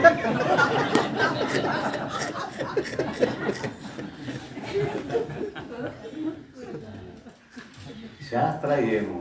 ಇದು ಮಲ್ಕೊಂಡ ಅಂತ ಹೇಳಿದ್ವಲ್ಲ, ಶಾಸ್ತ್ರ ಸುಳ್ಳು, ಸುಳ್ಳಾದ ಪ್ರಪಂಚ. ಸುಳ್ಳಾದ ಪ್ರಪಂಚವನ್ನು ನೇತಿಗಳಿಯುವುದಕ್ಕೆ ಶಾಸ್ತ್ರವೂ ಕೂಡ ಸುಳ್ಳು ಅಂತ ಅಭಿಪ್ರಾಯ, ಮತ್ತೇನಿಲ್ಲ. ಮತ್ತು ಪ್ರಯೋಜನ ಏನಾಯಿತು? ಆ ಹುಡುಗ ಮಲಗಿದ್ದಲ್ಲಿ ಪ್ರಯೋಜನ ದಾದಿ ಕಥೆಯಿಂದ. ಇಲ್ಲೇನು ಪ್ರಯೋಜನ ಆಯಿತು? ಸಾಧಕನಿಗೆ ತನ್ನ ಸ್ವರೂಪದ ಜ್ಞಾನ ಆದಾಗಲೇ ಶಾಂತಿ ಪ್ರಾಪ್ತ. ಮೊದಲು ಶಾಂತಿ ಇದ್ದಾನ, ಅದು ಶಾಂತನಾದಂಗಾಗಿದ್ದ, ಇದು ಶಾಂತನಾಥ ಇಷ್ಟೇ. ಇದುವೇ ಪ್ರಯೋಜನ. ಈ ರೀತಿಯಾಗಿ ಅಧ್ಯಾರೋಪ ಅಪವಾದ ಇಲ್ಲದನ್ನ ಆರೋಪ ಮಾಡಿದೀವಿ, ನನ್ನಲ್ಲಿ ಯಾವುದೂ ಇಲ್ಲ ಇಲ್ಲ ಅಂತ ತೆಗೆದು ಹಾಕ್ತಾವ. ಅಪವಾದವೆಂಬವೇ ಕಲ್ಪಿತ, ದ್ವಯಂ ಅಪ್ಪದು, ಇವೆರಡೂ ಕಲ್ಪಿತ. ಅಧ್ಯಾರೋಪವು ಕಲ್ಪಿತ, ತೆಗೆದು ಹಾಕುವುದು ಕಲ್ಪಿತ, ದ್ವಯಂ. ದೃಷ್ಟಾಂತ ಕೊಟ್ರಲ್ಲ, ಉಳ್ಳ ರಜ್ಜು ಇರುವ ನಮ್ಮ 3 ಪದಾರ್ಥ ನಮ್ಮ ವ್ಯಾಪಾರ. ಹಗ್ಗ ಹಾವು, 1 ಶುಕ್ತಿ ಬೆಳ್ಳಿ, 2 ಮರುಮರೀಚಿಕೆ, 3 ಮೋಟ್ ಮರ ಕಾಳು. ಇವನ್ನ ನಮ್ಮ ಅಂತ ಇಟ್ಕೊಂಡು ಸಾಕಪ್ಪ ಅನ್ಬೇಡ. ಅವೆಲ್ಲ ಸುಳ್ಳು. ಹಗ್ಗ ಅಂತ ಖರೆ, ಹಾವು ಸುಳ್ಳು. ಕಪ್ಪೆ ಚೆಪ್ಪು ಖರೆ, ಸುಳ್ಳು. ಮೋಟು ಮರ ಖರೆ, ಕಳ್ಳ ಸುಳ್ಳು. ಆಮೇಲೆ ಮರುಮರೀಚಿಕೆ, ಭೂಷಣ ಭೂಮಿ ಖರೆ, ಸೂರ್ಯನ ಕೆರೆ ಇರ್ತಾವೆ, ಮತ್ತೆ ಅಲ್ಲಿ ಜಲ ಐತೆ ಅನ್ನೋದು ಸುಳ್ಳು. ಹಾಗೆ ಈ ಜಗತ್ತು ನಿನ್ನ ಸ್ವರೂಪದಲ್ಲಿ ಇಲ್ಲವೇ ಇಲ್ಲ ಅನ್ನೋ ಅಭಿಪ್ರಾಯದಿಂದ ಈ 4 ಪದಾರ್ಥ ಕೊಟ್ಟರು ನೋಡ್ರಿ. ಕರ್ಮದಿಂದ ಇಲ್ಲದ, ಹಗ್ಗದಲ್ಲಿ ಇಲ್ಲದೆ ಇರುವ ಅಹಿ ಅಂದ್ರೆ ಹಾವು, ಕಪ್ಪೆ ಚಿಪ್ಪನಲ್ಲಿ ಇಲ್ಲದೆ ಇರುವ ರಜತ, ಕಪ್ಪೆ ಚಿಪ್ಪದಲ್ಲಿ ಇಲ್ಲದೆ ಇರುವ ರಜತ, ಚೋರಾದಿಗಳಂ ಮೋಟು ಮರದಲ್ಲಿ ಕಳ್ಳ ಇಲ್ಲದೆ ಇರುವುದು ಯಥಾರ್ಥ. ಇದನ್ನು ಮರುಮರೀಚಿಕೆ ಹೇಳಿದ್ ನಾನು, ಇಲ್ಲೇನಾದ್ರು ಬರೆದಿಲ್ಲ. ಇಲ್ಲದೆ ಇರುವ ಪದಾರ್ಥಗಳನ್ನು ಕಲ್ಪಿಸಿದಂತೆ. ಮೋಟು ಮರದಲ್ಲಿ ಕಳ್ಳ ಇಲ್ಲ, ಅಲ್ಲಿ ಕಳ್ಳ ಇದ್ದಾನಂತ ಕಲ್ಪನೆ ಮಾಡಿದ್ರಿ. ಹಗ್ಗದಲ್ಲಿ ಹಾವಿಲ್ಲ, ಇಲ್ಲಿ ಹಾವಿದೆ ಅಂತ ಕಲ್ಪನೆ ಮಾಡಿದ್ರಿ. ಇನ್ನು ಕಪ್ಪಿ ಚಿಪ್ಪಿನಲ್ಲಿ ಬೆಳ್ಳಿಲ್ಲ, ಅದು ಬೆಳ್ಳಿದೆ ಅಂತ ಕಲ್ಪನೆ ಮಾಡಿದ್ರಿ. ಇದು ಹೇಗೋ ಹಾಗೆ ಆತ್ಮನಲ್ಲಿ ನಿನ್ನ ಸ್ವರೂಪದಲ್ಲಿ ಇಲ್ಲದೆ ಇರುವ ಜಗತ್ತನ್ನು ನೀನೇ ಕಲ್ಪಿಸಿಕೊಂಡಿದ್ದೀಯಾ ಅಂತ ಇದ್ರ ಅಭಿಪ್ರಾಯ. ಸದ್ರೂಪವಾದ ಬ್ರಹ್ಮದಲ್ಲಿ ಇಲ್ಲದ ಮಾಯಾ ಪ್ರಪಂಚದ ಕಲ್ಪನೆಯೇ ಅಧ್ಯಾರೋಪಂ ಎನಿಸುವುದು. ಈ ಮಾಯೆಯ ಕಲ್ಪನೆಯೇ ಅಧ್ಯಾರೋಪ ಅಂತ ಕರೆಸಿಕೊಡ್ತದ. ಅಪವಾದ ಒಂದಾಯ್ತು, ಅದನ್ನೊಂದು ಓದ್ಬಿಡ್ತೇನೆ. ಬಳಿಕ ಅಹಿ ಅಲ್ಲ ರಜ್ಜುವೆ, ಈಗ ಹೇಳಿ ಆಯ್ತು ಅದನ್ನ. ಅಹಿ ಅಲ್ಲ ಹಾವು ಅಲ್ಲ ರಜ್ಜುವೆ, ಯಾವಾಗ ಅಧಿಷ್ಠಾನದ ಜ್ಞಾನ ಆದಾಗ. ಇಲ್ಲಿ ಅಧಿಷ್ಠಾನದ ಏನಾಗೈತಿ ಅದನ್ನೊಂದು 2 ಮಾತಾಗಿ ಹೇಳ್ಬಿಡ್ತೇನೆ. ಯಥಾರ್ಥ ವಸ್ತು ಜನ್ಯ ಜ್ಞಾನ ಸಂಸ್ಕಾರ ಇರಬೇಕು. ಒಂದು ಪ್ರಮಾತೃ ದೋಷ, ಪ್ರಮಾಣ ದೋಷ, ಪ್ರಮೇಯ ದೋಷ ಇರಬೇಕು. 4 ಅದು. ಆಮೇಲೆ ಅಲ್ಲಿ ಮುಂದೆ ಬಿದ್ದಿರೋ ವಸ್ತುವಿನ ಸಾಮಾನ್ಯ ಜ್ಞಾನ ಇರಬೇಕು, ವಿಶೇಷ ಜ್ಞಾನ ಇರಬಾರ್ದು. ಇವಿದ್ದಾಗ ಅಧ್ಯಾರೋಪಕ, ಇವಿದ್ದಾಗ ಅಧ್ಯಾರೋಪಕ. ಯಾವ ಒಬ್ಬ ಮನುಷ್ಯ ಎಂದೂ ಹಾವು ನೋಡೇ ಇಲ್ಲ ಅಂತ ಇಟ್ಕೊಳ್ರಿ. ಹಬ್ಬದ ತುಂಡ ಭ್ರಾಂತಿ ಕಾಲದಲ್ಲಿ ಅಂದ್ರೆ ಮಬ್ಬು ಕತ್ತಲೆಯಲ್ಲಿ ಹಾವು ಆಗಿ ಕಾಣ್ತದೇನೋ, ಹಾವು ನೋಡೇ ಇಲ್ಲ, ಗೊತ್ತೇ ಇಲ್ಲ, ಹಾವಾಗಿ ಕಾಣೋದಿಲ್ಲ. ಒಂದಾಯ್ತಾ? ಇನ್ನು ಕಪ್ಪೆ ಚಿಪ್ಪಿನಲ್ಲಿ ಬೆಳ್ಳಿ, ಅದನ್ನು ತೊಗೊಳ್ಳೋದು ಸುಮ್ಮನೆ ಹಾಗೆ. ಒಂದು ತೊಗೊಂಡ್ರೆ ಸಾಕ, ಎಲ್ಲ ತೊಗೊಳ್ಳೋದು ಬೇಡ. ಇವಾಗ ಒಂದು ಹಗ್ಗದ ತುಂಡು ಬಿದ್ದಿದೆ, ಹಾವಿನ ಧ್ಯಾನ ಇಲ್ಲವೇ ಇಲ್ಲ. ಅದು ಹಗ್ಗ ಹಾವಾಗಿ ಕಾಣ್ತದೇನಾದ್ರೆ ಕಾಣೋದಿಲ್ಲ. ಮತ್ತು ಯಥಾರ್ಥ ವಸ್ತು ಜ್ಞಾನಜನ್ಯ ಸಂಸ್ಕಾರವೇ ಇಲ್ಲ. ಯಾಕೆ ಎಂದೂ ಹಾವು ನೋಡೇ ಇಲ್ಲ. ಯಥಾರ್ಥ ವಸ್ತು ಅಂದ್ರೆ ಹಾವು, ಅದನ್ನು ನೋಡಿ ಅಲ್ಲಿ ಉಂಟಾಗಿರುವಂತಹ ಇದು ಹಾವು ಅನ್ನುವ ಜ್ಞಾನ, ಅದರ ಸಂಸ್ಕಾರ ಐತೆ ನಮಗಂದ್ರೆ ಇಲ್ಲ. ಅದಕ್ಕಾಗಿ ಹಗ್ಗದ ತುಂಡು ಭ್ರಾಂತಿ ಕಾಲದಲ್ಲಿ ಬಿದ್ದಿದ್ರು ಕೂಡ ಅವನಿಗೆ ಹಾವಿನಂತೆ ಕಾಣುವುದಿಲ್ಲ. ಇದೊಂದು ಅಭಿಪ್ರಾಯ ಆಯಿತು. ಯಥಾರ್ಥ ವಸ್ತು ಜ್ಞಾನಜನ್ಯ ಸಂಸ್ಕಾರ ಬೇಕಂದಲ್ಲ, ಅದಿದ್ರೆ ಮಾತ್ರ ಕಾಣ್ತದೆ. ಇನ್ನು ಪ್ರಮಾತೃ ದೋಷ, ಪ್ರಮಾಣ ದೋಷ, ಪ್ರಮೇಯ ದೋಷ ಅಂದ್ರೆ ಏನು? ಆ ಹಗ್ಗವನ್ನು ಅರಿಯುವುದಕ್ಕೆ ನೇತ್ರವೇ ಪ್ರಮಾಣ. ಅಲ್ಲಿ ಮಗ್ಗು ಗತ್ತಲೆ ಅನ್ನುವ ದೋಷ ಕೂಡಿದೆ, ಪ್ರಮಾತೃ ದೋಷ. ಇದು ಪ್ರಮಾತೃ ದೋಷ ಅಲ್ಲ, ಪ್ರಮಾಣ ದೋಷ ಆಗತ್ತೆ. ಇದು ಪ್ರಮಾತೃ ದೋಷ ಏನಂದ್ರೆ ಯಾವನಿಗೆ ಭಯ ಇದೆಯಲ್ಲ ಅವನಿಗೆ ಹಗ್ಗ ಹಾವಿನಂತೆ ಕಾಣ್ತದೆ. ಕೆಲವು ಮಂದಿ ಹಾವು ಸಿಕ್ಕ ಸಾಕು ಕೈಯಾಗ ಹಿಡ್ಕೊಂಡು ಆಟ ಆಡ್ತಾರೆ, ತೋರಿಸ್ತಾರೆ. ಇದೆಲ್ಲ ಈಗ ತೋರಿಸ್ತಾರೆ. ಕೆಲವು ಮಂದಿ ಗರುಡ ರೇಖೆ ಇರ್ತಾವ ಕೈಯಾಗ, ಕಣ್ಣಿನಲ್ಲಿ ಗರುಡ ರೇಖೆ ಇದ್ದಾವ ನೋಡಿ ಹಾವ ಮೆತ್ಗ ಬೀಳ್ತದ, ಪಾಪ ಮುದುಡಿಯಾಗಿ ಬೀಳ್ತದ, ಹೆದರ್ತದ. ಅವ್ನು ನೋಡಾಕ ಹೋಗೋದಿಲ್ಲ. ನಾವು ಅದನ್ನ ಯಾಕೆ ಬೇಕು ಹೆಂಗೆ ಎಳ್ದಾಡ್ತಾನ. ನೈಟ್ ಊರಾಗ ಹುಡುಗಿದ್ದ, ಅವ್ನು ತೀರ್ಕೊಂಡಿದ್ದಾನೆ. ಅವನಿಗೆ ಗರುಡ ರೇಖೆ ಇತ್ತು ಅವನಲ್ಲಿ. ಹಾವ ಅಂದ್ರೆ ಅವ ಮೈ ಮೇಲೆ ಹೋಗಿ ಬೀಳ್ತಿದ್ದ. ಅದಕ್ಕೆ ಅಂದ್ರೆ ಅವ ಅಂಜೋದಿಲ್ಲ ಅಂತಂದ್ರೆ ಅರ್ಥ. ನಮಗೇನಿಲ್ಲ, ಗರುಡ ರೇಖೆ ಇದ್ದಾವ ಅಂಜೋದಿಲ್ಲ. ಇಲ್ಲಿ ಪ್ರಮಾತೃ ದೋಷ ಅಂದ್ರೆ ಏನು? ಭಯ. ಇದು ಪ್ರಮಾತೃ ದೋಷ. ಪ್ರಮಾಣ ದೋಷ ಏನಂದ್ರೆ ಮಬ್ಬುಗತ್ತಲೆ ಇತ್ತು ನೇತ್ರಕ್ಕೆ ಪ್ರಮಾಣ ದೋಷ. ಪ್ರಮೇಯ ದೋಷ ಏನು ಅಂದ್ರೆ ಅಂಕ ಡೊಂಕಾಗಿ ಬಿದ್ದಿರ್ಬೇಕು. ಸೀದಾ ಬಿದ್ದರೆ ಹಾವಿನ ಕಾಣುವುದಿಲ್ಲ. ಸ್ವಲ್ಪ ಅಂಕ ಡೊಂಕಾಗಿ ಬಿದ್ದಿರ್ತಂದ್ರೆ ಅದು ಹಾವಿನ ಅಂಕ ಅಂತಾರೆ. ಪ್ರಮಾತೃ ದೋಷ, ಪ್ರಮಾಣ ದೋಷ, ಪ್ರಮೇಯ ದೋಷ. ಪ್ರಮೇಯ ದೋಷ ಆಯ್ತಲ್ಲ, ಪ್ರಮಾತೃ, ಪ್ರಮಾಣ, ಪ್ರಮೇಯ. ಆ ಮುಂದೆ ಬಿದ್ದಿರುವ ವಸ್ತು ಇದೆಯಲ್ಲ, ಇದಂ ಇಷ್ಟ ಗೊತ್ತೈತಿ. ಇದು ವಿಧಮಾತ್ಮಕ ಬುದ್ಧಿಗೆ ವಿಷಯ ಆಗಿದೆ. ಇದು ಹಗ್ಗ ಅಂತ ಗೊತ್ತಾಗಿಲ್ಲ, ವಿಶೇಷ ಜ್ಞಾನ ಇಲ್ಲ, ಸಾಮಾನ್ಯ ಜ್ಞಾನ ಇದೆ. ಆ ವಸ್ತುವಿನ ಸಾಮಾನ್ಯ ಜ್ಞಾನ ಇದೆ. ಮುಕ್ಕುರಿಯಿಂದ ಕೂಡಿದ ಹಗ್ಗ, ಇದು ಪುಂಜ ಇದೆ ಅನ್ನೋದು ಗೊತ್ತಿಲ್ಲ ನಮಗೆ. ಅದು ಹಾವಿನ ಕಂಡಿದೆ. ಈಗ ಇಷ್ಟಿದ್ದಾಗ ಅಧ್ಯಾರೋಪ ಆಗ್ತದಂತ. ಇಷ್ಟೆಲ್ಲ ನಮಗೆ ಯಾಕೆ ಬರುತ್ತಾರೋ ಅಂತ ಕೇಳಿದ್ರೆ, ಮುಮುಕ್ಷುಗಳ ಬುದ್ಧಿ ವಿಶಾಲ ಅಂತ ಬರ್ತಾರೆ. ಇಲ್ಲೊಂದಿಟ್ಟು ಹೇಳ್ತೀನಿ, ಯಥಾರ್ಥ ವಸ್ತು ಜ್ಞಾನದೇನೆ ಸಂಸ್ಕಾರ ಬೇಕಂದ್ರಲ್ಲ, ಹಾಗಾದ್ರೆ ಈ ಜಗತ್ತಿನಂತ ಜಗತ್ತು ಮೊದಲು ನೋಡಿದ್ದೇನೆ ನೀನು, ಅರ್ಥ ಆಗತ್ತೆ? ಈ ಜಗತ್ತಿನಂತ ಜಗತ್ತು ಮೊದಲು ನೋಡಿದ್ದೇನೆ ನೀನು, ನೋಡಿಲ್ಲ. ಮತ್ತೆ ನೋಡಿಲ್ಲ ಅಂದ್ರೆ ಈ ಜಗತ್ತಿನ ಅಧ್ಯಾರೋಪ ಹಂಗಾಯ್ತು, ನಿನ್ನ ಹಂಗೆ ಆಯ್ತು. ಯಥಾರ್ಥ ವಸ್ತು ಜ್ಞಾನಜನ್ಯ ಸಂಸ್ಕಾರ ಬೇಕಂದ್ರಲ್ಲ, ಹಾಗೆ ಬುದ್ಧಿಶಕ್ತಿ, ಮುಮುಕ್ಷುಗಳ ಬುದ್ಧಿಶಕ್ತಿ ವಿಶಾಲ ಆಗುವುದಕ್ಕೆ ಬರೆದಿರುವ ವಿಷಯ. ಅಧ್ಯಾರೋಪ ಆಗಲಿಕ್ಕೆ ಏನು ಬೇಕಂದ್ರೆ ಒಂದು ಅಜ್ಞಾನ ಇದ್ರೆ ಸಾಕು. ಒಂದು ಅಜ್ಞಾನ ಇದ್ರೆ ಸಾಕು. ಉದಾಹರಣೆಗೆ ಆಕಾಶಕ್ರ ಮುಗಿಲು ಅಂತೀವಲ್ಲ, ಕೆಲವು ಕಡೆ ಮುಗಿಲು ಅಂತ ಕರೀತಾರ. ಮುಗಿಲಿಗೆ ಯಾವ ಬಣ್ಣ ಐತಿ? ನೀಲಿ ಬಣ್ಣದ್ದಿ. ಯಾಕಿಲ್ಲ?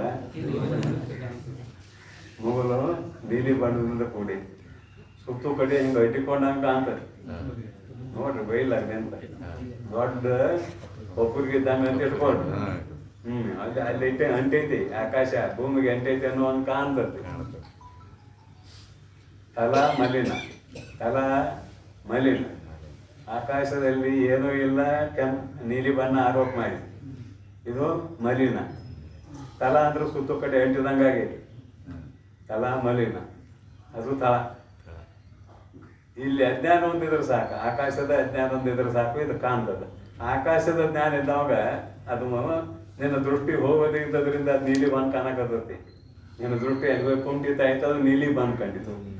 ಆಮೇಲೆ ಸುತ್ತು ಕಡೆ ಎಂಟ್ಕೊಂಡಂಗ ಅಂತ ಕಾಣ್ತದಲ್ಲ, ನಿನ್ನ ದೃಷ್ಟಿ ಎಲ್ಲಿ ಹೋಯ್ತು ಅಲ್ಲಿ ಮುಗೀತು, ಅಲ್ಲಿ ಆಕಾಶ ಎಂಟ್ಕೊಂಡಂಗ ಕಾಣ್ತದೆ. ಏನು ಆಕಾಶ ಎಂಟ್ಕೊಂಡತ್ತೇನೆ? ಯಾವನು ಎಂಟ್ಕೊಂಡಿಲ್ಲ, ಬಿಟ್ಟಿಲ್ಲ. ಅಂದ್ರೆ ಇಲ್ಲಿ ಅಜ್ಞಾನ ಹೊಂದಿದ್ರೆ ಸಾಕು, ಅಧ್ಯಾರೋಪ ಆಕತಿ. ನಿನ್ನ ಸ್ವರೂಪದ ಜ್ಞಾನ ನನಗಿಲ್ಲ ಅಂದ್ರೆ ಜಗತ್ತು ತೋರ್ತದೆ. ಬೈರಿ ಶಬ್ದಕ್ಕೆ ನಿನ್ನ ಸ್ವರೂಪದ ಜ್ಞಾನ ನಿನಗೆ ಯಾವಾಗಿಲ್ಲ, ಅವಾಗಿಲ್ಲದೆ ಇರುವ ಜಗತ್ತು ತೋರುತ್ತದೆ. ನಿನ್ನ ಸ್ವರೂಪದ ಜ್ಞಾನ ನನಗಿತ್ತಂದ್ರೆ ಜಗತ್ತು ತೋರುವುದಿಲ್ಲ. ಇದು ಯಾವಾಗ ಬಂದ್ರಿ ಅಂತ ಕೇಳಿದ್ರೆ ಇದು ಅನಾದಿ. ನಮ್ಮ ಸ್ವರೂಪದ ಜ್ಞಾನ ನಮಗೆ ಇಲ್ಲದೆ ಇರೋದು ಯಾವಾಗ ಬಂತು ಅಂತ ಕೇಳಿದ್ರೆ ಅನಾದಿ. ಸಂಸಾರವನ್ನ ಅನಾದಿ ಅಂತ ಕಾಟ್ ಮಾಡಿದ್ದೇವೆ. ಯಾಕ ಅಂತ ಕೇಳಿದ್ರೆ ಅದು ಹುಟ್ಟೇ ಇಲ್ಲ. ಹಗ್ಗದಲ್ಲಿ ಹಾಮ ಹುಟ್ಟೇ ಇಲ್ಲ. ಹಗ್ಗದಲ್ಲಿ ಹಾಮ ಯಾವಾಗ ಹುಟ್ಟಿತು? ನೀ ನೋಡಿದಾಗ ಹುಟ್ಟಿತು. ದೃಷ್ಟಿ ಸೃಷ್ಟಿವಾದ. ನೀ ನೋಡಿದಾಗ ಹುಟ್ಟಿತು. ನೀ ನೋಡದೆ ಇದ್ರೆ ಹುಟ್ಟೇ ಇಲ್ಲ. ಹಂಗೆ ನೀ ನೋಡಿದಾಗ ಜಗತ್ತು ಹುಟ್ಟಿದು. ನೀ ನೋಡದೇ ಇರೋ ಜಗತ್ತು ಇಲ್ಲ. ಇದಕ್ಕೆ ದೃಷ್ಟಿ ಸೃಷ್ಟಿವಾದ ಅಂತ ಕರಿತೇವೆ ಶಾಸ್ತ್ರದಲ್ಲಿ. ದೃಷ್ಟಿವಾದ ಇಲ್ಲಿವರೆಗೆ ಹೇಳಿದ್ದದು. ಅಂತೂ ಅಧ್ಯಾರೋಪ ಆಗ್ಲಿಕ್ಕೆ ಎಷ್ಟು ಸಾಕು ಅಂದ್ರೆ ಕೇವಲ ಒಂದು ಅಜ್ಞಾನ ಇದ್ರೆ ಸಾಕು. ಮತ್ತೆ ಇವನ್ನೆಲ್ಲ ನಮ್ಗೆ ವಿಚಾರ ಸಾಗರದಲ್ಲಿ, ವಿಚಾರ ಚಂದ್ರೋದಯದಲ್ಲಿ ಅಂತ ಪ್ರಕ್ರಿಯೆ ಗ್ರಂಥಗಳಲ್ಲಿ ಬರ್ತಾರಲ್ಲ. ಏನು ಯಥಾರ್ಥ ವಸ್ತು ಜ್ಞಾನಜನ್ಯ ಸಂಸ್ಕಾರ ಬೇಕು, ಪ್ರಮಾತೃ ದೋಷ, ಪ್ರಮಾಣ ದೋಷ, ಪ್ರಮೇಯ ದೋಷ ಬೇಕು. ಅದ್ರಾಗ ಒಂದು ಕಡಿಮೆ ಆದ್ರೆ ಅಧ್ಯಾರೋಪ ಆಗೋದಿಲ್ಲ ಅಂತ ಬರದ್ದೇವಲ್ಲ. ಯಾಕೆ ಬರದ್ದೇವಿ ಅಂತ ಕೇಳಿದ್ರೆ ಮುಮುಕ್ಷುಗಳ ಬುದ್ಧಿ ವಿಶಾಲ ಆಗಲಿ ಅನ್ನೋ ದೃಷ್ಟಿಯಿಂದ ಬರದ್ದೇವಲ್ಲದೆ ಇಲ್ಲಿ ಬೇರೆ ದೃಷ್ಟಿ ಇಲ್ಲ. ಮಹಾನುಭಾವರೇ, ತಿಳಿಸುವ ದೃಷ್ಟಿ. ಜಾಗ್ರ, ಸ್ವಪ್ನ, ಸುಪ್ತಿ ಇವು 3 ಅವಸ್ಥೆಗಳು ಸಹಜವಾಗಿ ಬಂದು ಹೋಗ್ತಾವೆ. ಇವನ್ನೇನು ನಾವು ಹೇಳ್ಬೇಕಾಗಿಲ್ಲ. ಪರಂತು ಒಂದು ಅಧ್ಯಾರೋಪ ಆಗ್ಬೇಕಾದ್ರೆ ಎಷ್ಟು ದೋಷ ಇರಬೇಕು ಅಂತ ಮೊದಲು ನಿಮ್ಗೆ ತಿಳಿಸ್ತೀವಿ. ನಿಮ್ಮ ಬುದ್ಧಿ ಶಾಸ್ತ್ರದಲ್ಲಿ ಮುಳುಗಲಿ ಅನ್ನುವ ದೃಷ್ಟಿಯಿಂದ ತಿಳಿಸ್ತಾರೆ. ಇವನ್ನ ಶಾಸ್ತ್ರದಲ್ಲಿ ಮುಳುಗಲಿ, ಪ್ರಕ್ರಿಯಾ ಗ್ರಂಥಗಳು ಗೊತ್ತಾಗಲಿ. ಕೊನೆಗೆ ಹೇಳಿದ್ದೇನೋ ಅಜ್ಞಾನ ಹೊಂದಿದ್ರೆ ಸಾಕಪ್ಪ, ಜಗತ್ತು ನಿನಗೆ ತೋರ್ತದ. ಇದು ಶಾಸ್ತ್ರದ ಮರ್ಯಾದೆ. ನಿನ್ನ ಸ್ವರೂಪದ ಜ್ಞಾನ ನಿನಗೈತೇನು ಅಂದ್ರೆ ನಿನಗಿದ್ರೆ ಎಲ್ಲ ಬ್ರಹ್ಮಾಯಿ ಕಾಣ್ತದೆ. ನಿನ್ನ ಸ್ವರೂಪದ ಜ್ಞಾನ ನಿನಗಿದ್ದ ಅಂದ್ರೆ ಎಲ್ಲ ಬ್ರಹ್ಮಾಯಿ ಕಾಣ್ತದೆ. ಇಲ್ಲ ಅಂದ್ರೆ ನಿನಗಿಂತ ಬೇರೆ ಆಯ್ತಾ. ದೂರ ಹೋಗ್ಬೇಡ್ರಿ. ನಿನ್ನ ಶರೀರಕ್ಕೆ ಬಾ. ದೂರ ಹೋಗ್ಬೇಡ್ರಿ. ಈ ಶರೀರ ನಿಂತು ಹೆಂಗೆ ಆಕೈತಿ ಆಗೋದಿಲ್ಲ. ಕರೆ ನೀನು ಅಂತ ತಿಳ್ಕೊಂಡಿದೆಯಲ್ಲ, ಅದು ಮಹಾತ್ಮರ ಉದಾಹರಣೆ ಹೇಳಿದೆಲ್ಲ, ಸತ್ತತಿ ಮತ್ತೊಂದು ಸಾಯ್ತೈತೇನು ಅದನ್ನು ಕೇಳ ಸಾಯುವುದಿಲ್ಲ. ಅದು ತತ್ವಜ್ಞಾನಿಯ ವಿಷಯ. ಅಲ್ಲಿವರೆಗೆ ನಮ್ಮ ಶಾಸ್ತ್ರ ನಡೀತಾ ಇದ್ರು. ಯಾವಾಗ ನಿದ್ರೆ ಹತ್ತದಲ್ಲ ಅವಾಗ ಮುಗೀತು. ಮತ್ತೆ ಶಾಸ್ತ್ರ ಕದಾಕ ನಿದ್ರೆ ಹತ್ತದಲ್ಲ ಅವ್ರಿಗೆ ಮುಗಿತು. ಅದಕ್ಕೆ ಕೆಲವು ಮಂದಿ ನಿದ್ರೆ ಮಾಡ್ತಿರ್ತಾರ, ಅವ್ರಿಗೆ ಮುಗಿತು. ಅದಕ್ಕೆ ನಿನ್ನ ಸ್ವರೂಪದ ಜ್ಞಾನ ನನಗೆ ಆಗುವುದೇ ನಿದ್ರೆ, ಬೇರೆ ಏನೂ ಅಲ್ಲ. ಇವತ್ತಿನ ಪ್ರವಚನ ಇಟ್ಟು ಸಾಕು. ಓಂ ತತ್ಸತ್ ಪರಬ್ರಹ್ಮಣೇ ನಮಃ.